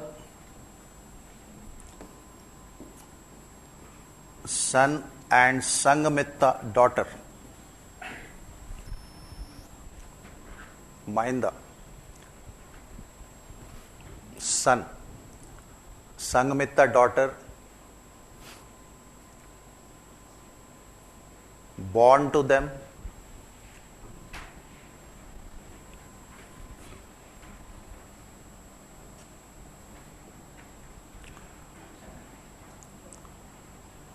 Next point, later on sent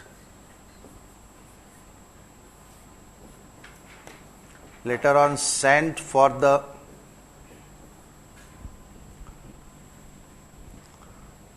spread of Buddhism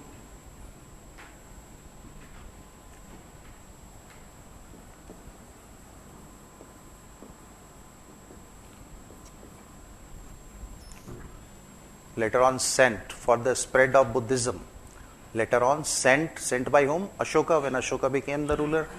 Spread of Buddhism to Ceylon. Ceylon, old name of Sri Lanka. Option you will get Ceylon only. Ceylon. Ceylon is the old name of what is Sri Lanka today. Its name was Ceylon. Clear? Now, there are few things about the Bindusar which is not of our use, correct? Like one of the historian of 16th century, Tibetan historian, his name was Taranath. He is confirming that Bindusar was the ruler of two seas. Two seas here is, one is Arabian Sea, another is Bay of Bengal. But these type of questions are not being generally supposed. When he died, 273 BC, succession war started between his sons. And there was a minister of Bindusar, his name was Radhagupta. Radhagupta was willing that the Ashoka will become the king. But Ashoka was not the elder son.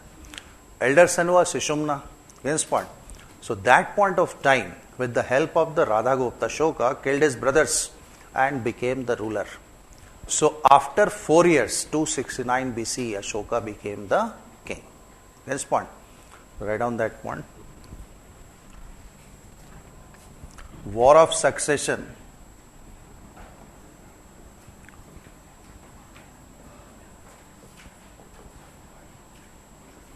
started after his death.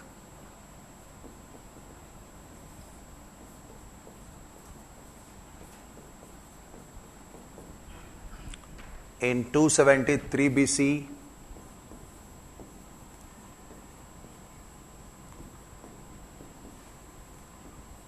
Next point, with the help of the minister, 273 BC. He died there. Next point there only, with the help of the minister Radhagupt, written on board. Radhagupt. Ashoka became the king.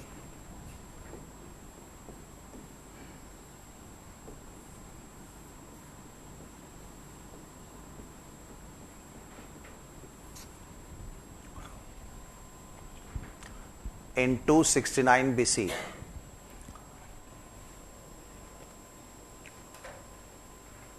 Clear? Ashoka ruled till 232 BC. Got clarity? Ruled till 232 BC. You may be wondering why not I am saying anything for Ashoka. Now I will say you everything was for Ashoka. Many things will come. What the 4 quarter I gave you. After Ashoka, the Mauryan Empire was divided into 2 parts. One was eastern part,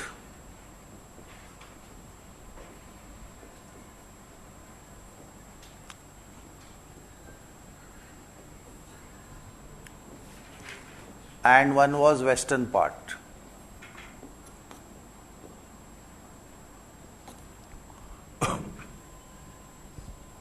Eastern part ruler became Dasrath. Dasrath was grandson. Western part ruler became Kunal. Kunal was son. Clear? And thereafter the Mauryan chronology is not clear, not given by any source. Only the last Mauryan ruler information we are getting. His name was Brihadrath. What was the name? Brihadrath. And Brihadrath was killed by one of his army general.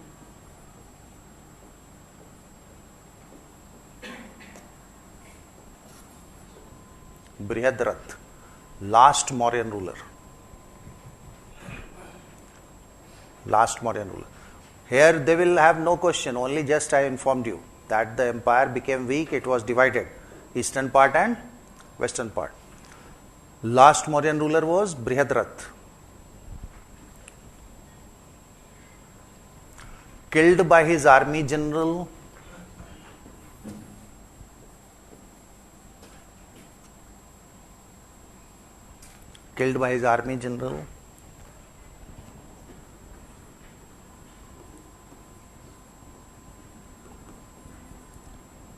Pushmitra Sunga.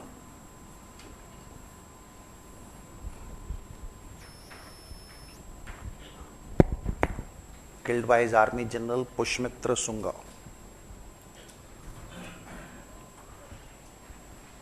What was actually there? The ruler was there to take the salute of the army in the broad daylight. And there the Pushmitra Sunga executed whom? The ruler. Clear? And thereafter the Sunga dynasty was laid down. Which dynasty? And there the history reaches to the post-Maurya. Where? Post-Maurya. So we'll come to that. Okay. About the political information about the rulers, this much only you have to remember for any exam. Correct? Now, come to the another part. Nature of polity. Now, many things are there.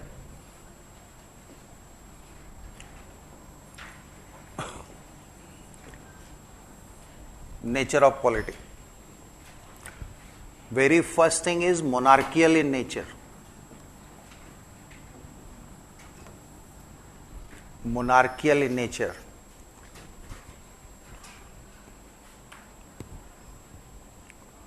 Monarchical in nature especially means 2 things. Very first thing is, just understand, then I'll dictate, that everything is revolving around king. What do you understand by this line? Tell me. Don't worry, in the given syllabus, with the given time, history will be completed. Get this point?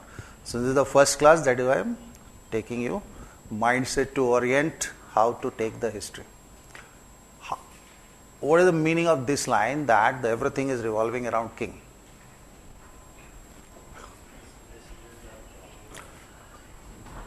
Can today's Indian president or prime minister, if willing, can give any portion of India to America or Pakistan. Why?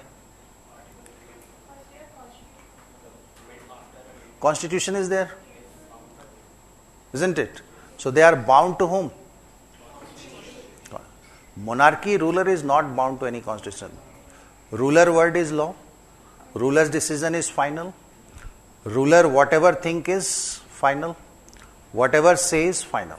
Even there the rules are existing. Thereafter also ruler does not have any kind of binding to those rules. Next point. Ministers were there. Ruler was not bound to listen to whom? Ministers. Many customs traditions were there. Ruler was not bound to listen those, not bound to follow those customs and traditions. So completely monarchy. Second thing in monarchy is, monarchy there is one, it's also strength, it's also limitation. That until the ruler is strong, strong means powerful. Powerful means capable to take decision. Powerful means capable to defeat their enemies. Correct? Strong means capable to make the policies too for the development and for the peace of the society. Until the ruler is strong, monarchy goes very smooth. Clear? And the moment weak ruler appears, the monarchy starts collapsing. It doesn't collapse overnight, but it starts what? Collapsing. Like Mauryan period started 321 BC, it ended 185 BC. Getting this point? Simultaneously, if you will come to the medieval Mughals, till Aurangzeb, they were very strong. Get this point? But lastly, what happened? After the death of Aurangzeb, they went away. Now, one thing is here also, that in NCRT, Delhi Sultanate and Mughal is removed. Are you aware about this or not? But can I show you one thing? All of you have smart mobile? Please type one thing.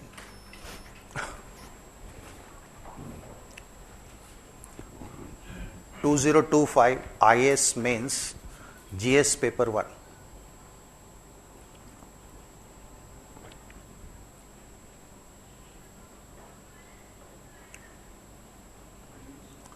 IAS Mains GS paper 1.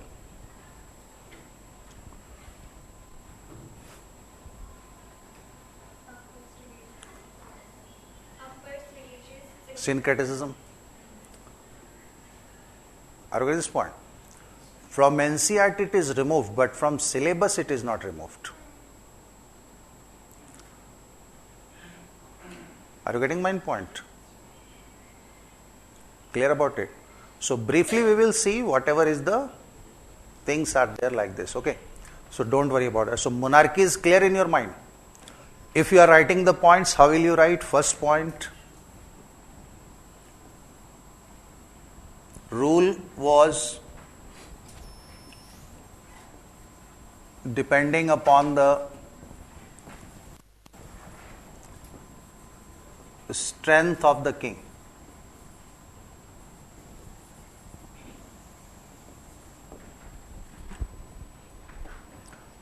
Rule was depending upon the strength of the king. Very few things which can come in preliminary, that is being discussed here, okay? That only I will discuss. Second thing is,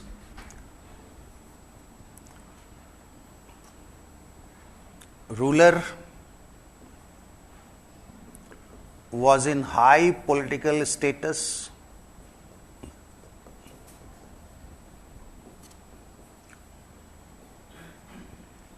High political status.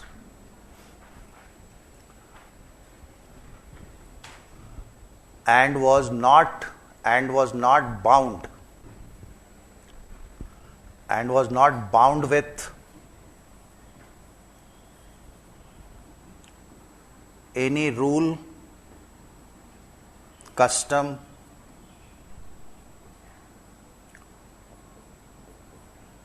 or tradition.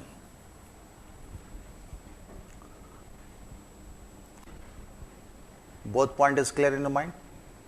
Not bound. Second point is also known as despotism. What is the word given? Despotism. So within monarchy, if they are using in preliminary the word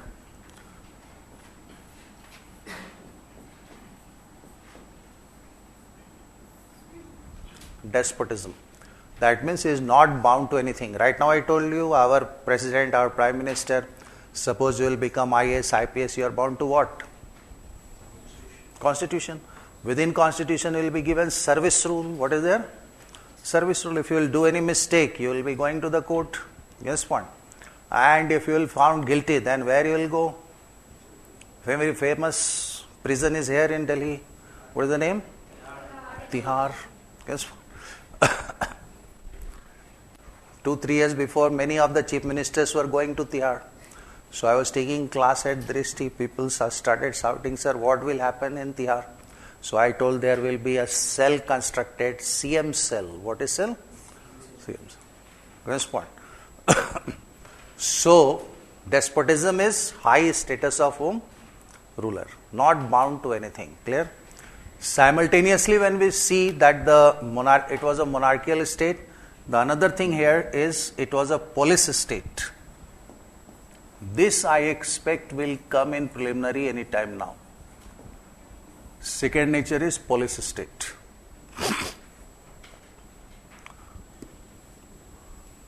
Police state.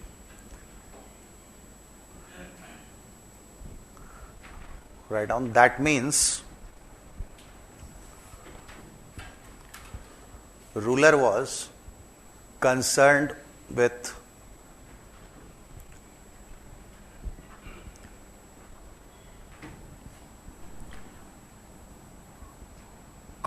only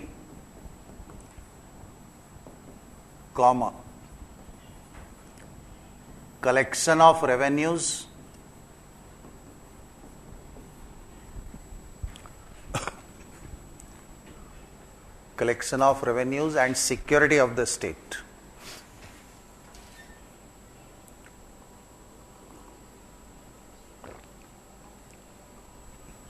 What is the percentage of Gen Z today in India of our population? Number they are saying 56 crores. How much? So out of 150 crore, how much percentage? 35 to 40%? And out of 56 crores, how many people having the employment?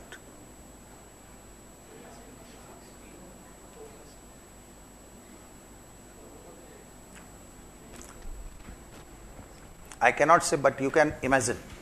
So, this is very soon going to come in Supreme Court also. Because earlier, just before 5-6 years, Supreme Court in one decision told India is not a police state. India is a welfare state. This point. So, earlier till the Ashoka came, that point I am giving you, it was more, because here things will be given in the statement. Till the rule of Ashoka, Mauryan rule was only a police state. So write down next point. Before the rule of Ashoka,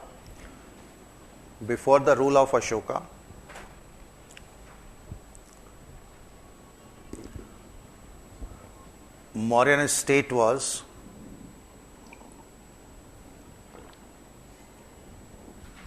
only the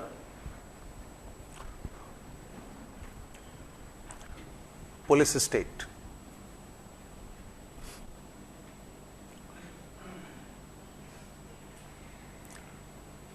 What happened in the rule of Ashoka? Ashoka converted into a welfare state. So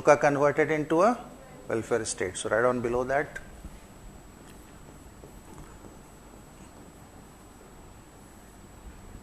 Ashoka converted into a welfare state.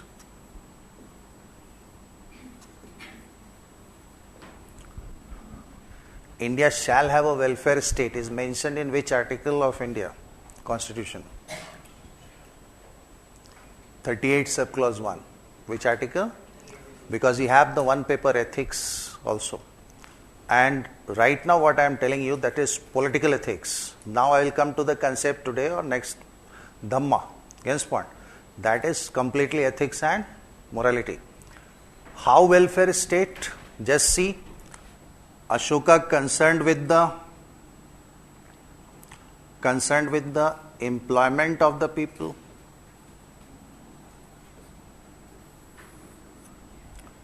just write down in bracket or hyphen, employment of the people, established peace in the society, established peace in the society,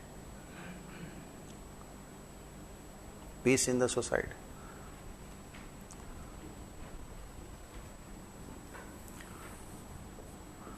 For the trade purpose, roads were constructed.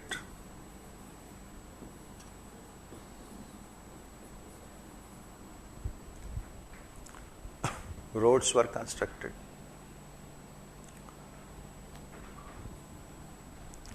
Trees were planted.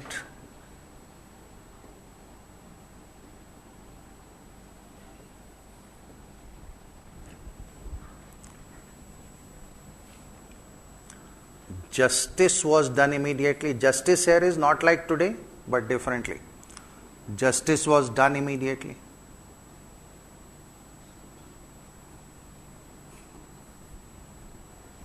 Justice was done immediately. King was ready to listen anything, anytime. King was ready to listen anything, anytime.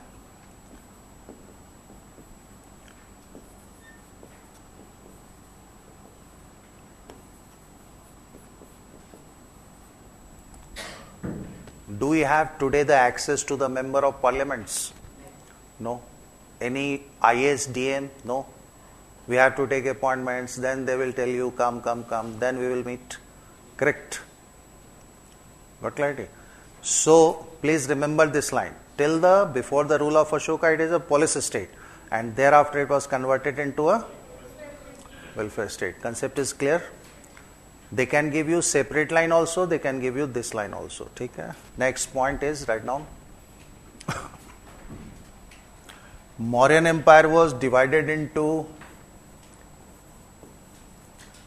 3 type of regions.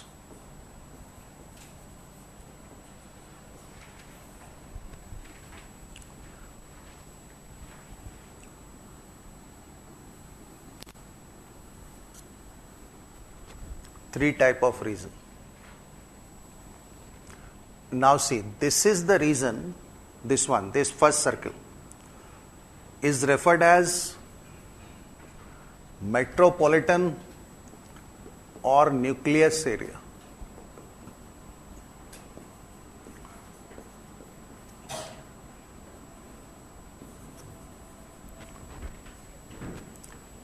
Metropolitan or nucleus area.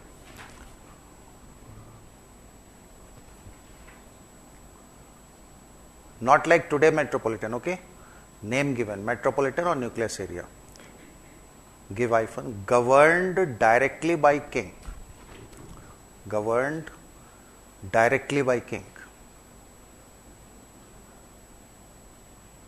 Nucleus area was governed directly by king. Clear? Like today the difference is between center and state. Central government is everywhere directly governed by whom? Central government. Wherever the central aspects are there. In state also central offices are there. State governments are also having their secluded things, separated things. Get this point? There are so many things today, so we cannot directly separate. But here, in this area, the king was having the direct administration. Everything was directly governed. That means capital or nearby area. This area is known as, right now, core area. Core area. Governed by governors.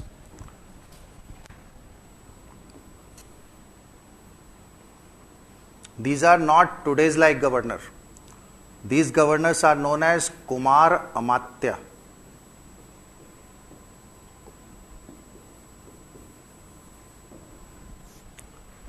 Kumar Amatya.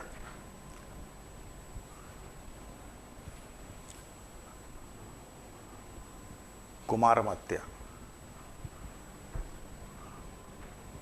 Core areas are also referred by province. Province.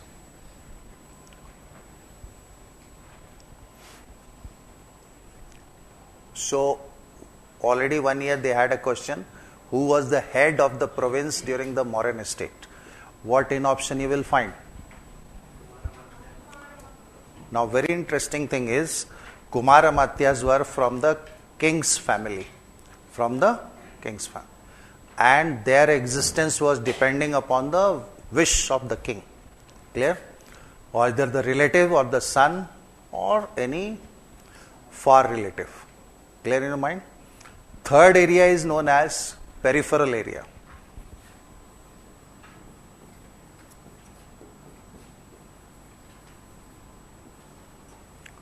These areas are also referred as tribal areas,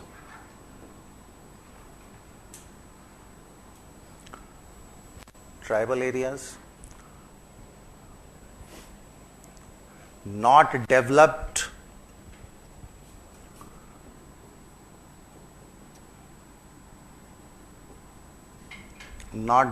well.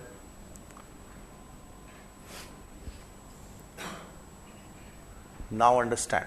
These three areas you understood? Administration I am coming. But here what we have to remember, these are the areas where remote areas are there. Neither directed by king nor by province. But still there was the administration, but that administration was weak. And there only gradually the stronger people started emerging.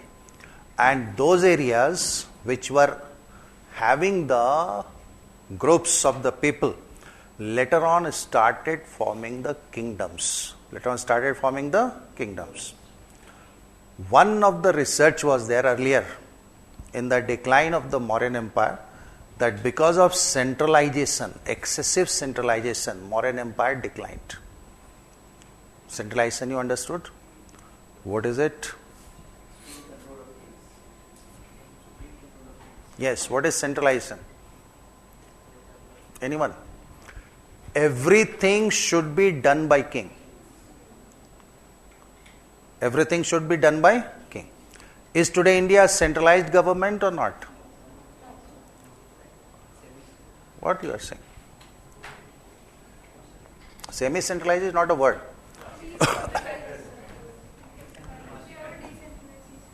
Okay, tell me a few things. You know amendment? Who is doing? Central government? Who is having the power? Central government. Security of India, defense. Communication policy. Economic policy. What are these policies? Most important policies. Everything is decided by whom? So how can India be decentralized then?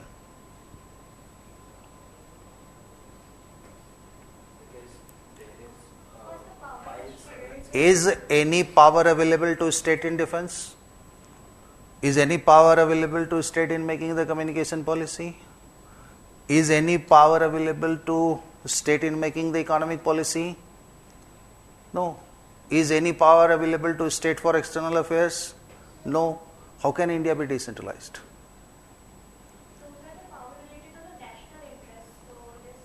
How can India be centralized? National interest is not the constitutional power. And everything is national interest. Yes. India is more centralized, less decentralized. Against point. This is what the power tending to center. So here what is happening? Power is tending to whom? That means everything. That is why I asked you the concept to have the clarity.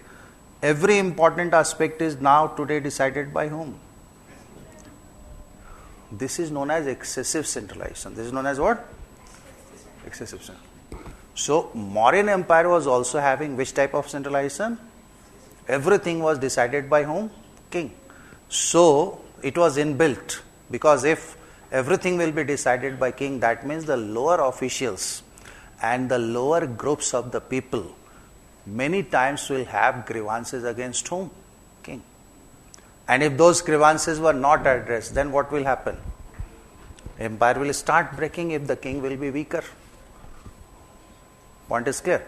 But now, very late researches have come that excessive centralization is also a reason, but because of these areas which were not governed, that means Mauryan Empire was also decentralized. What was also? Decentralized. Getting this point? So write down next point. Now the concept is clear. Nature of polity. In that, what are the things expected in preliminary? That is I am dealing here. Get this point. Because now everything is happening. I told you about Manu Smriti. Get this point. Manu Smriti in postmodern reach, I will give you a few things, or in art and culture I will give you. Because they will ask you now. Already they asked many times, but again they can ask you. So, these three reasons are clear. Now write down next point.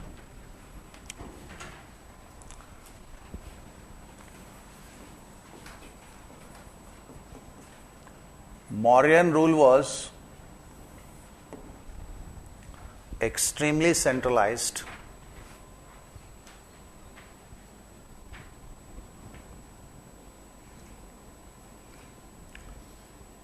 That means every decision was taken by the king.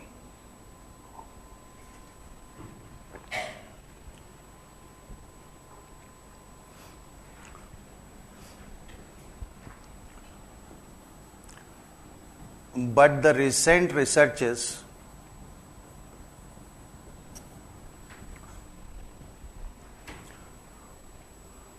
have proven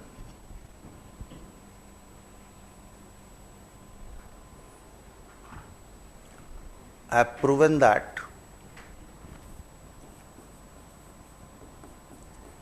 peripheral areas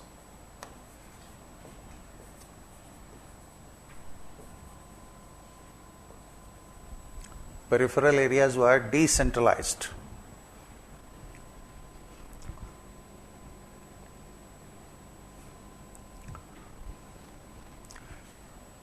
And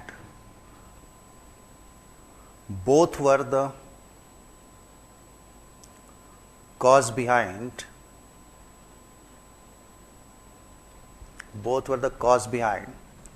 decline of Mauryan Empire.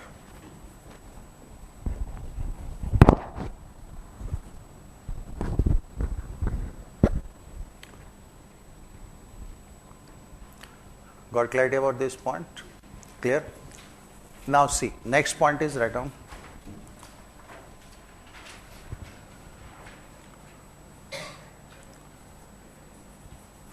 State controlled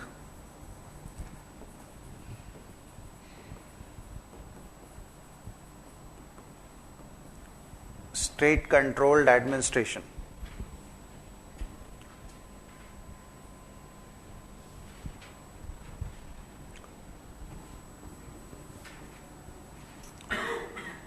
Through officers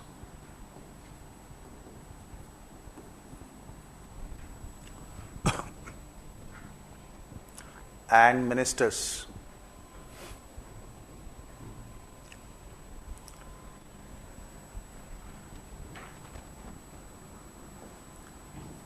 In hierarchy.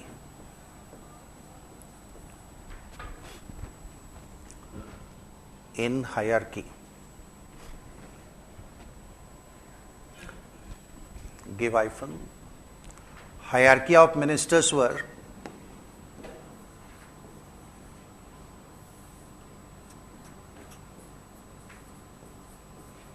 see the board. Tirthas,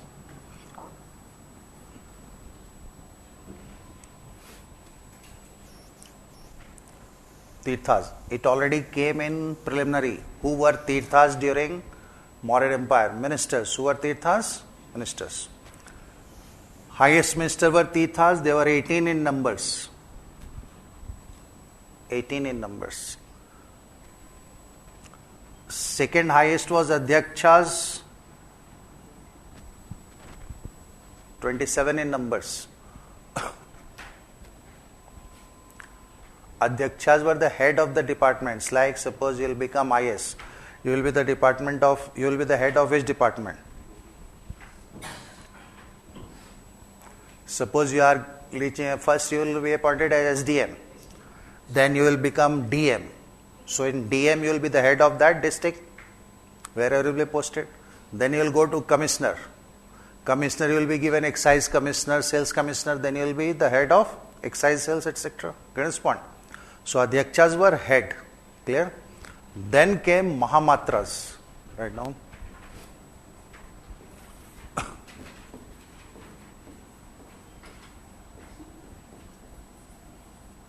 Mahamatras. They are uncountable, so don't write it. Last was Amatya.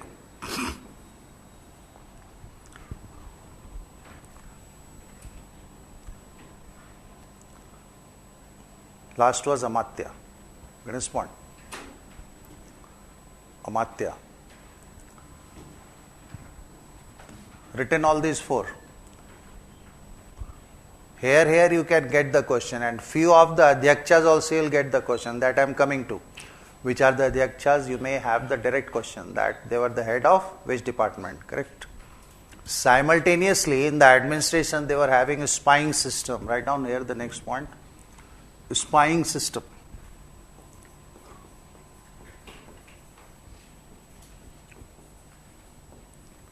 Spying system. Two types of spies.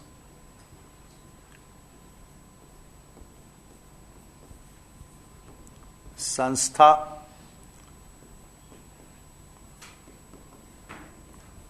staying at one place, एक जगह रह के जो spy करते थे.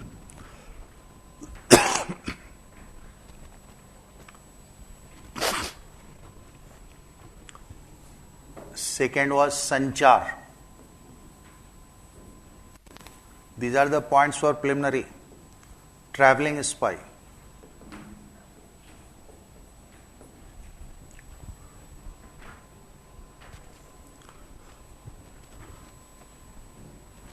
Traveling spy.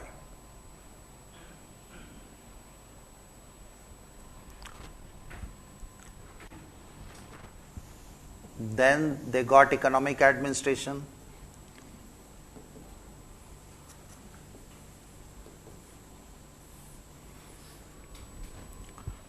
Economic administration.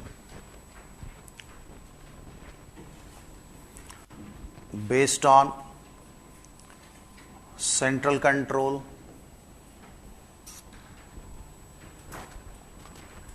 economic administration based on central control.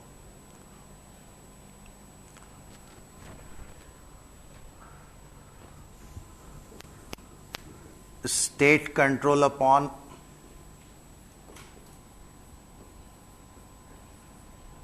mines. That time mines were there.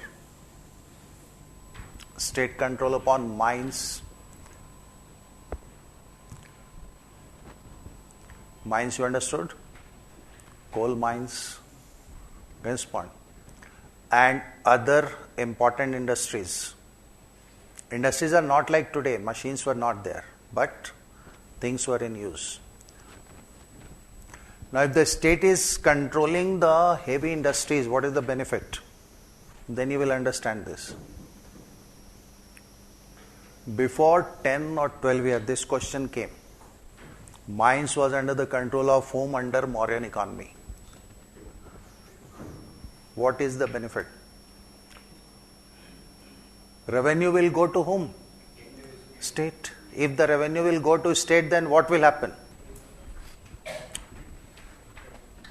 What is economy? Revenue if goes to state, correct? State is public institution. Or if goes to private, which will be benefit? Which will be beneficial? State. This is the concept of welfare state. Next point. Why so? Revenue can be redistributed in which type of things? Welfare of the society, many development of the society. Got clarity? Why metro development has become very slow in Delhi? Why we are purchasing Rafale from France?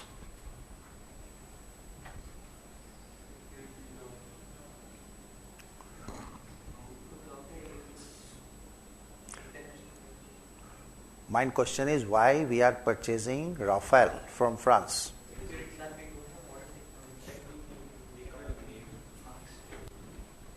All of you are graduated? No. How many of you are undergraduate? Okay. Masters? Good. We are lacking revenue because we not have sufficient revenue to produce what? Research and development. And if we will produce research and development, there is no technique we cannot invent. We can invent. Getting this point? Point is clear. So lack of revenue forces us to invest less upon whom? Research and development. But to some extent we are still doing something, but not exactly what we need to do. So we are forced to purchase what? Rafale. Now you understood. If the state is having the maximum control upon revenue, the state can go for what? Welfare. Welfare also includes what? Security, peace. Get this point? Giving some relief to the people. Got clarity? Several measures can be taken up, several developments can be taken up, and this is the reason why in India, first time, development of art started. What is started? Art. Because Mauryan economy was surplus economy. Which economy? Surplus economy. Get this point? Without having economy, they cannot go for art. Development of what? Art. And here only first time the stupa construction started. Here only first time the pillar construction started. Get this point? And that later on converted into many other developments. Clear in mind? Revenue concept is clear? Now, economic administration is clear. Now here you note down Roop Darshika. This is the officer.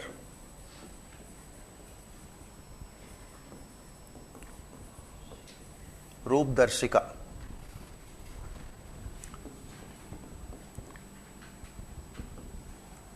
Examiner of the coin's purity. Examiner of the coin's purity. During Mauryan economy.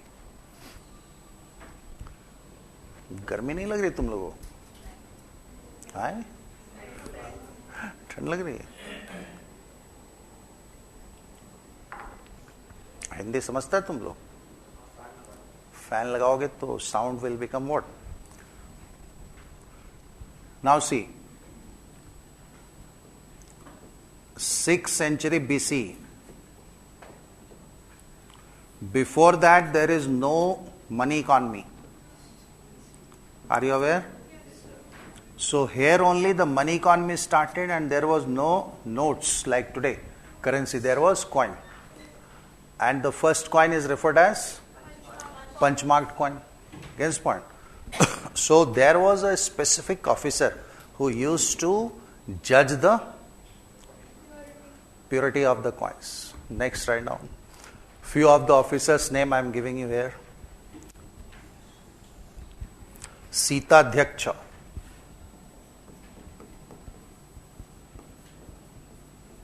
Don't have to remember everyone. Whatever I am giving you, that is only.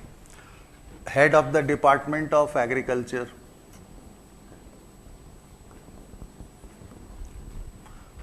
Head of the Department of Agriculture. माता सीता कहाँ से आई थी? धरती से, land से. So Sitadhyaksh is head of the Department of Agriculture. Samastadhyaksh.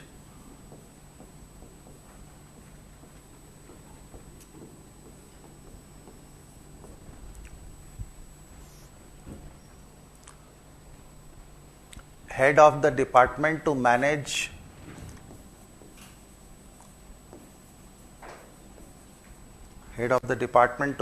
trade routes.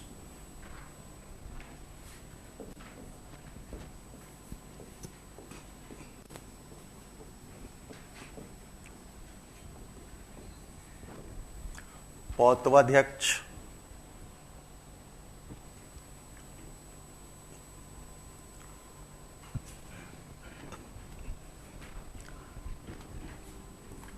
head of the department of weights and measures. Weights and measures, you understand? Good.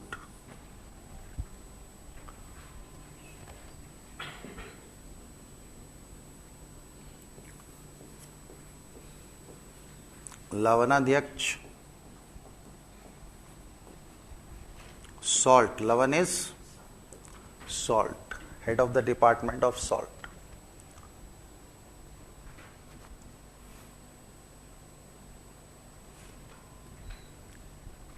Written it. Adhyaksh is there. Adhyaksh post is there. I told you. Write down Gaudadhyaksh.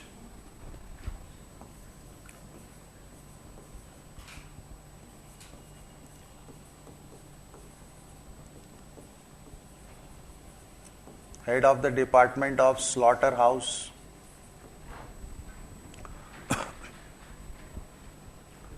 Head of the department of slaughterhouse.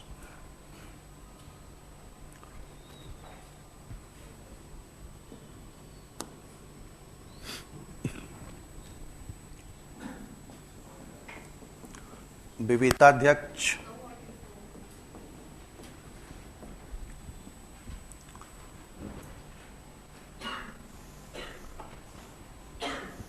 Vivitadhyaksh. Head of the department of pasture lands.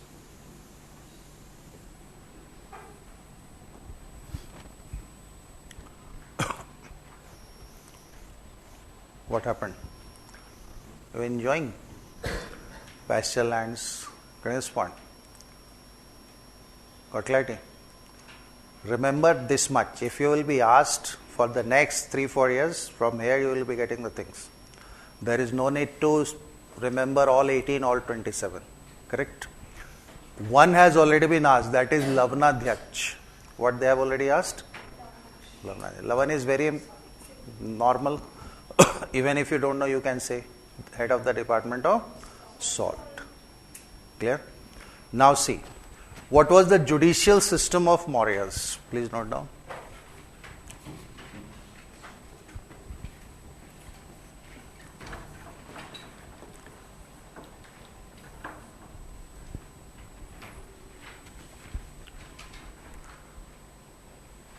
What is judicial system today? Lower courts, high courts. What are the punishments today?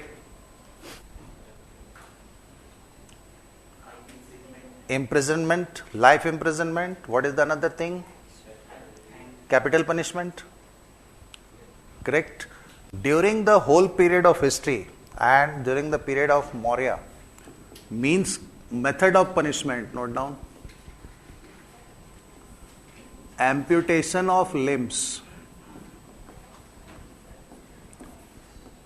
Then what will happen?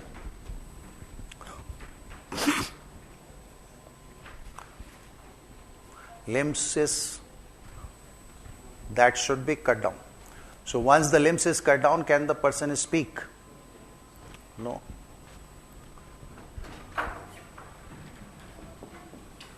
Water and fire ordeal.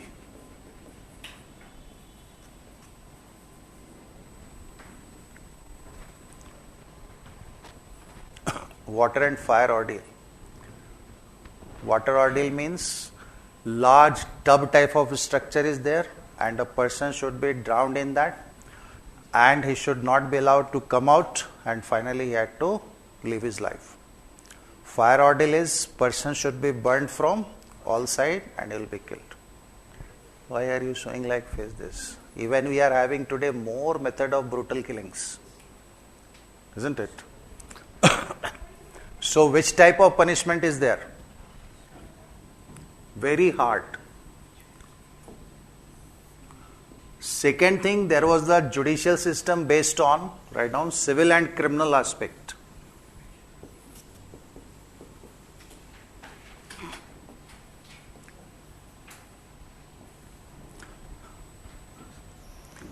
Civil and criminal aspect.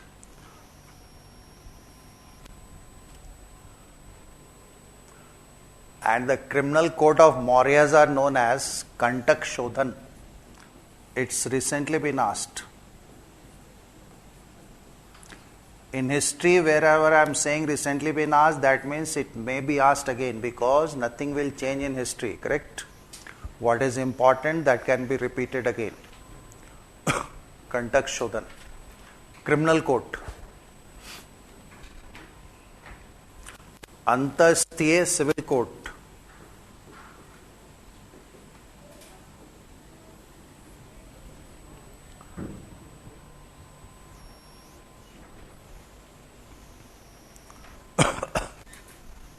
Now, what was the process to do justice is not clear. That what was the law, correct?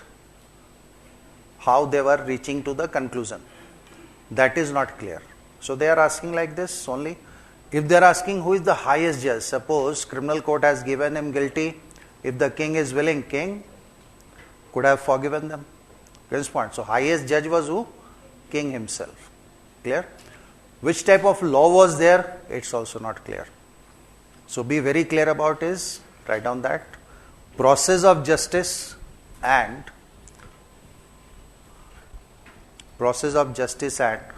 application of law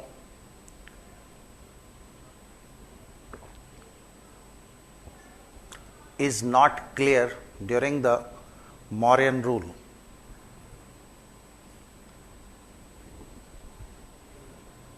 Process of justice and application of law is not clear during the Mauryan rule.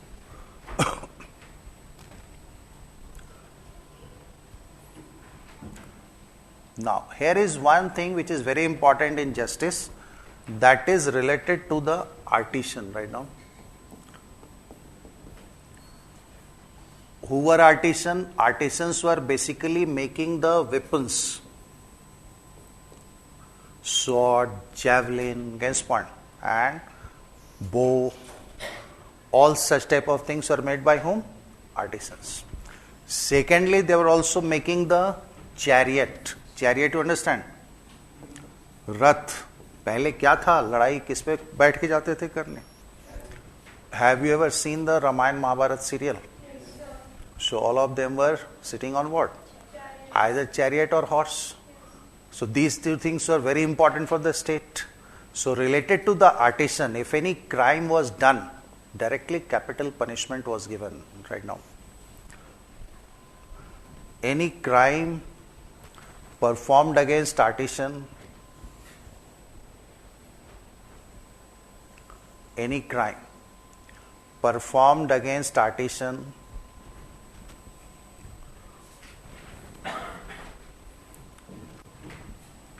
give hyphen, directly capital punishment was given. Capital punishment, फांसी, hanging.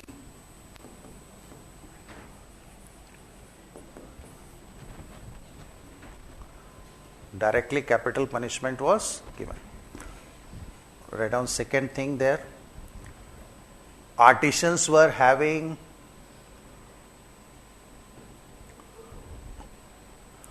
very high social status.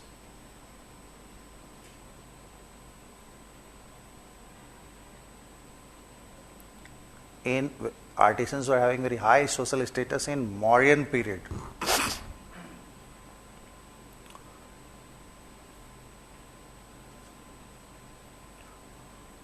Got clarity? Justice system is clear in your mind? Now if they are asking you that the Mauryan justice was similar to the modern day justice, the statement will be given. Is this statement true or wrong?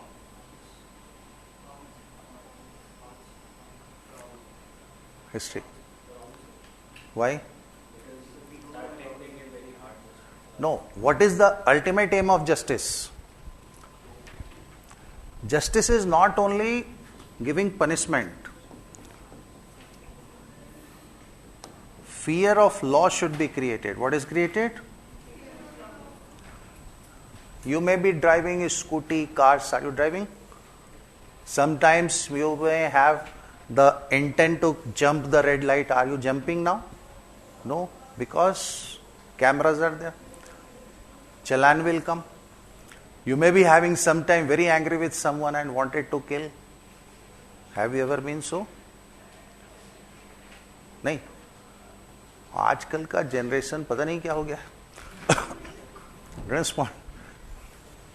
Have you ever been sometime thinking to slap somebody? Always. Why? Why not you are doing so? What is there? Are you seeing everywhere policeman is standing? No. Then why people are not doing the wrong things? Ultimate aim of justice is creating the fear of law. Correct. If they are saying process of Mauryan justice and process of modern day justice is same, then the statement is wrong. So write down this line clearly. Aim of the justice during the Mauryan period. Aim of the justice during the Mauryan period was to create fear of law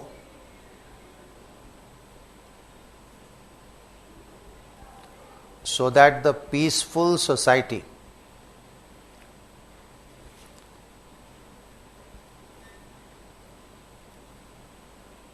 can be sustained.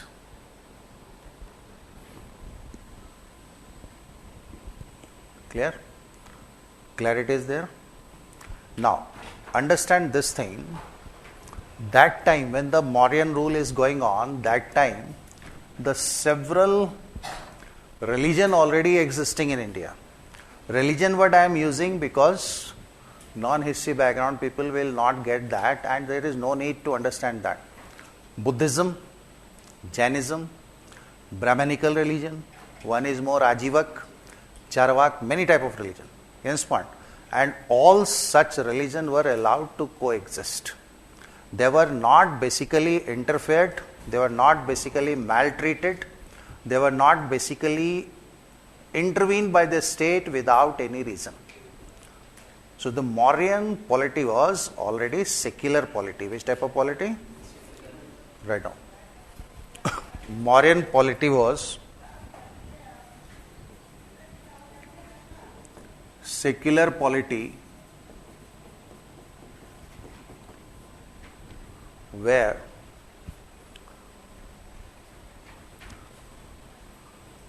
all the religion was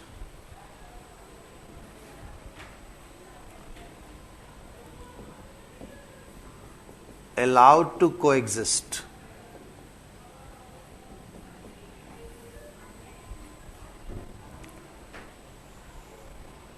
Allowed to coexist. This point is clear? Now see, there is a word imperialism. Correct?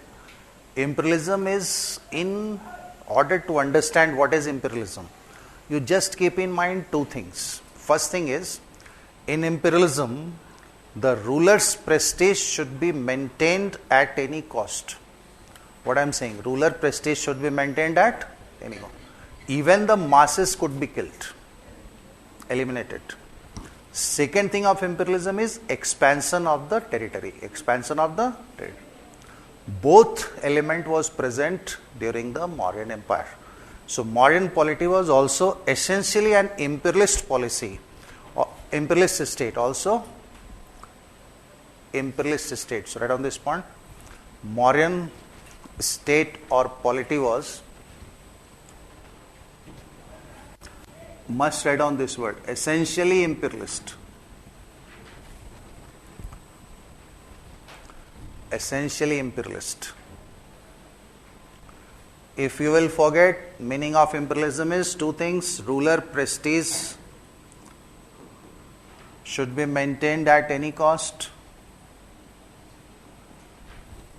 Ruler's prestige should be maintained at any cost.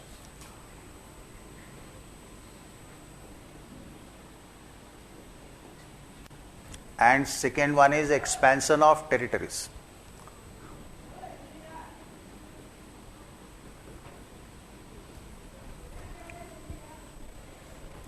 Expansion of territories. Now, few of the things will come that will come in the pure administration. Like what were the few name of the officers? Like one of the officers, two of the officers are mentioned in the Mauryan Rock Edict also. Their name was Pradeshik, Rajuk, Yukta. What was the city administration according to the Arthashastra and according to Megasthenes? Few of the officers are also there. What was the changes brought by Ashoka when Ashoka became the ruler? That I am giving you right down. Correct? Right now. So right now. Thereafter I will give you time. Write down changes in Mauryan polity.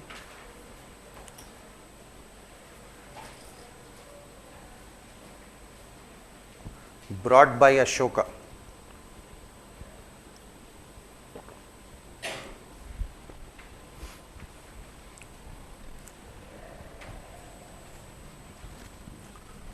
First change, write down first change. Police state to welfare state already gave you. Right now I gave you, isn't it?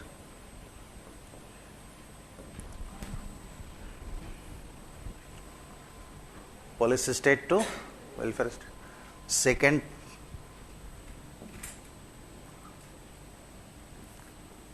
Ashoka made constitutionalist state.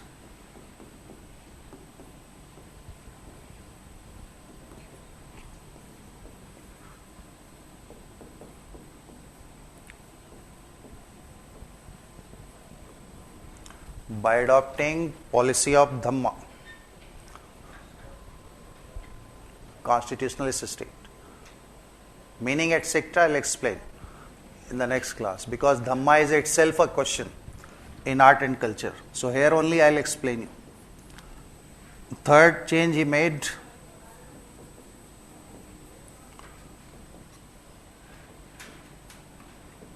in imperialism,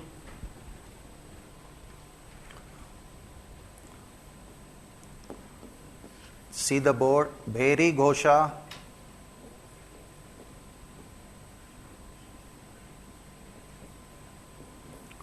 to Dhamma Ghosha.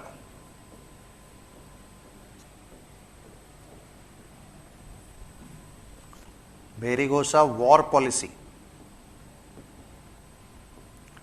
Dhamma Ghosha cultural policy.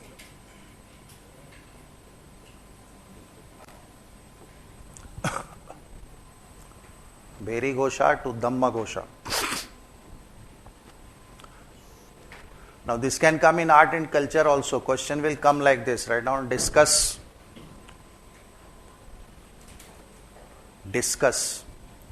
Because see, word is given art and culture, correct? Culture includes polity also, economy also, religion also. Many teachers were not discussing economy in the culture. I was the single teacher who used to discuss. And just 2-3 years before the question came, how the early Vedic society and economy changes in the later Vedic. Getting this point? So culture also includes polity. So keep in mind, tomorrow if you will have the question in art and culture, discuss the Mauryan, nature of the Mauryan polity, don't get surprised. It is the part of what? Culture. Point is clear. So write down, discuss the changes affected by Ashoka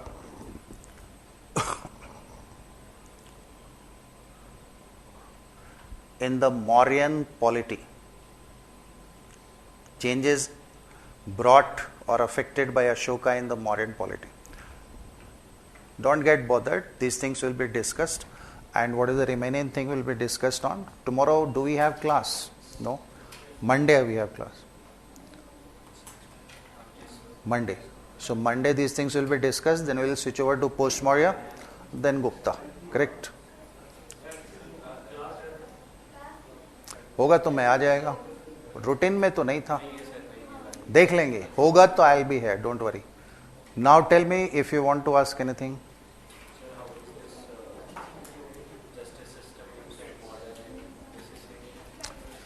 Aim of the justice they are asking. Modern age of justice system is also the aim is what? Creating fear of law. Mauryan system, justice system, the aim was what? Creating fear of law. In that context it is similar. But in the process of law and application of law it is not similar.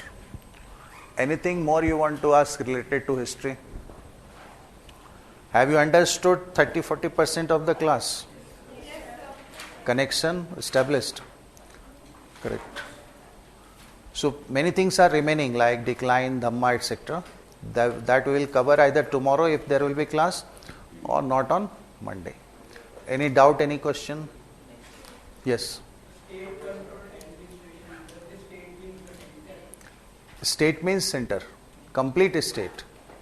But in the complete state, everything is controlled by king.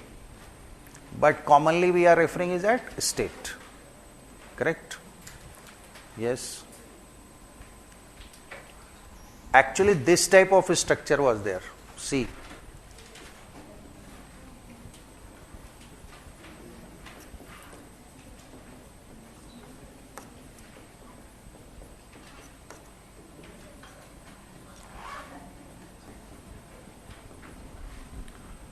Today we are calling province as what? State. District village. This is the first structure laid down by the Chanakya.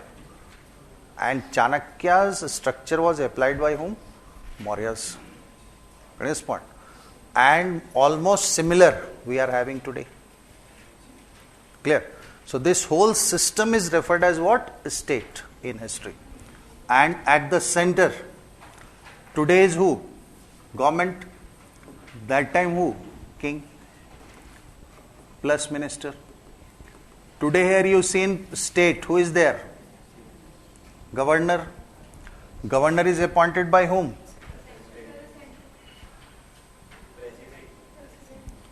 President of India. How? On the aid and advice of? Council of Ministers. So indirectly if you will see, now understand this thing. Today governor is appointed by whom? On the aid and? Who is the head of Council of Ministers?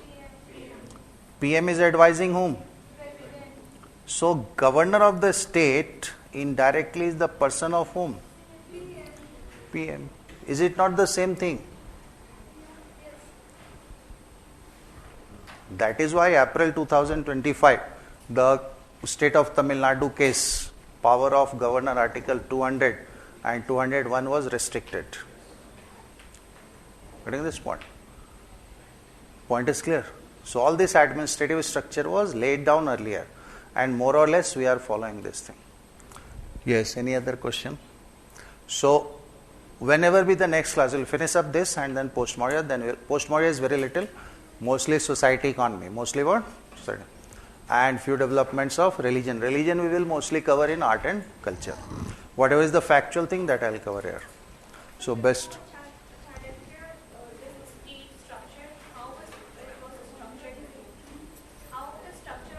No structure. Before that, no structure. Smaller states were there. Now the larger states came. When the larger states came, structure appeared. You understand? Earlier there were villages who were there. And those villages were under one ruler. Understand? Yes, any more? Nothing? Okay, best of luck. Most.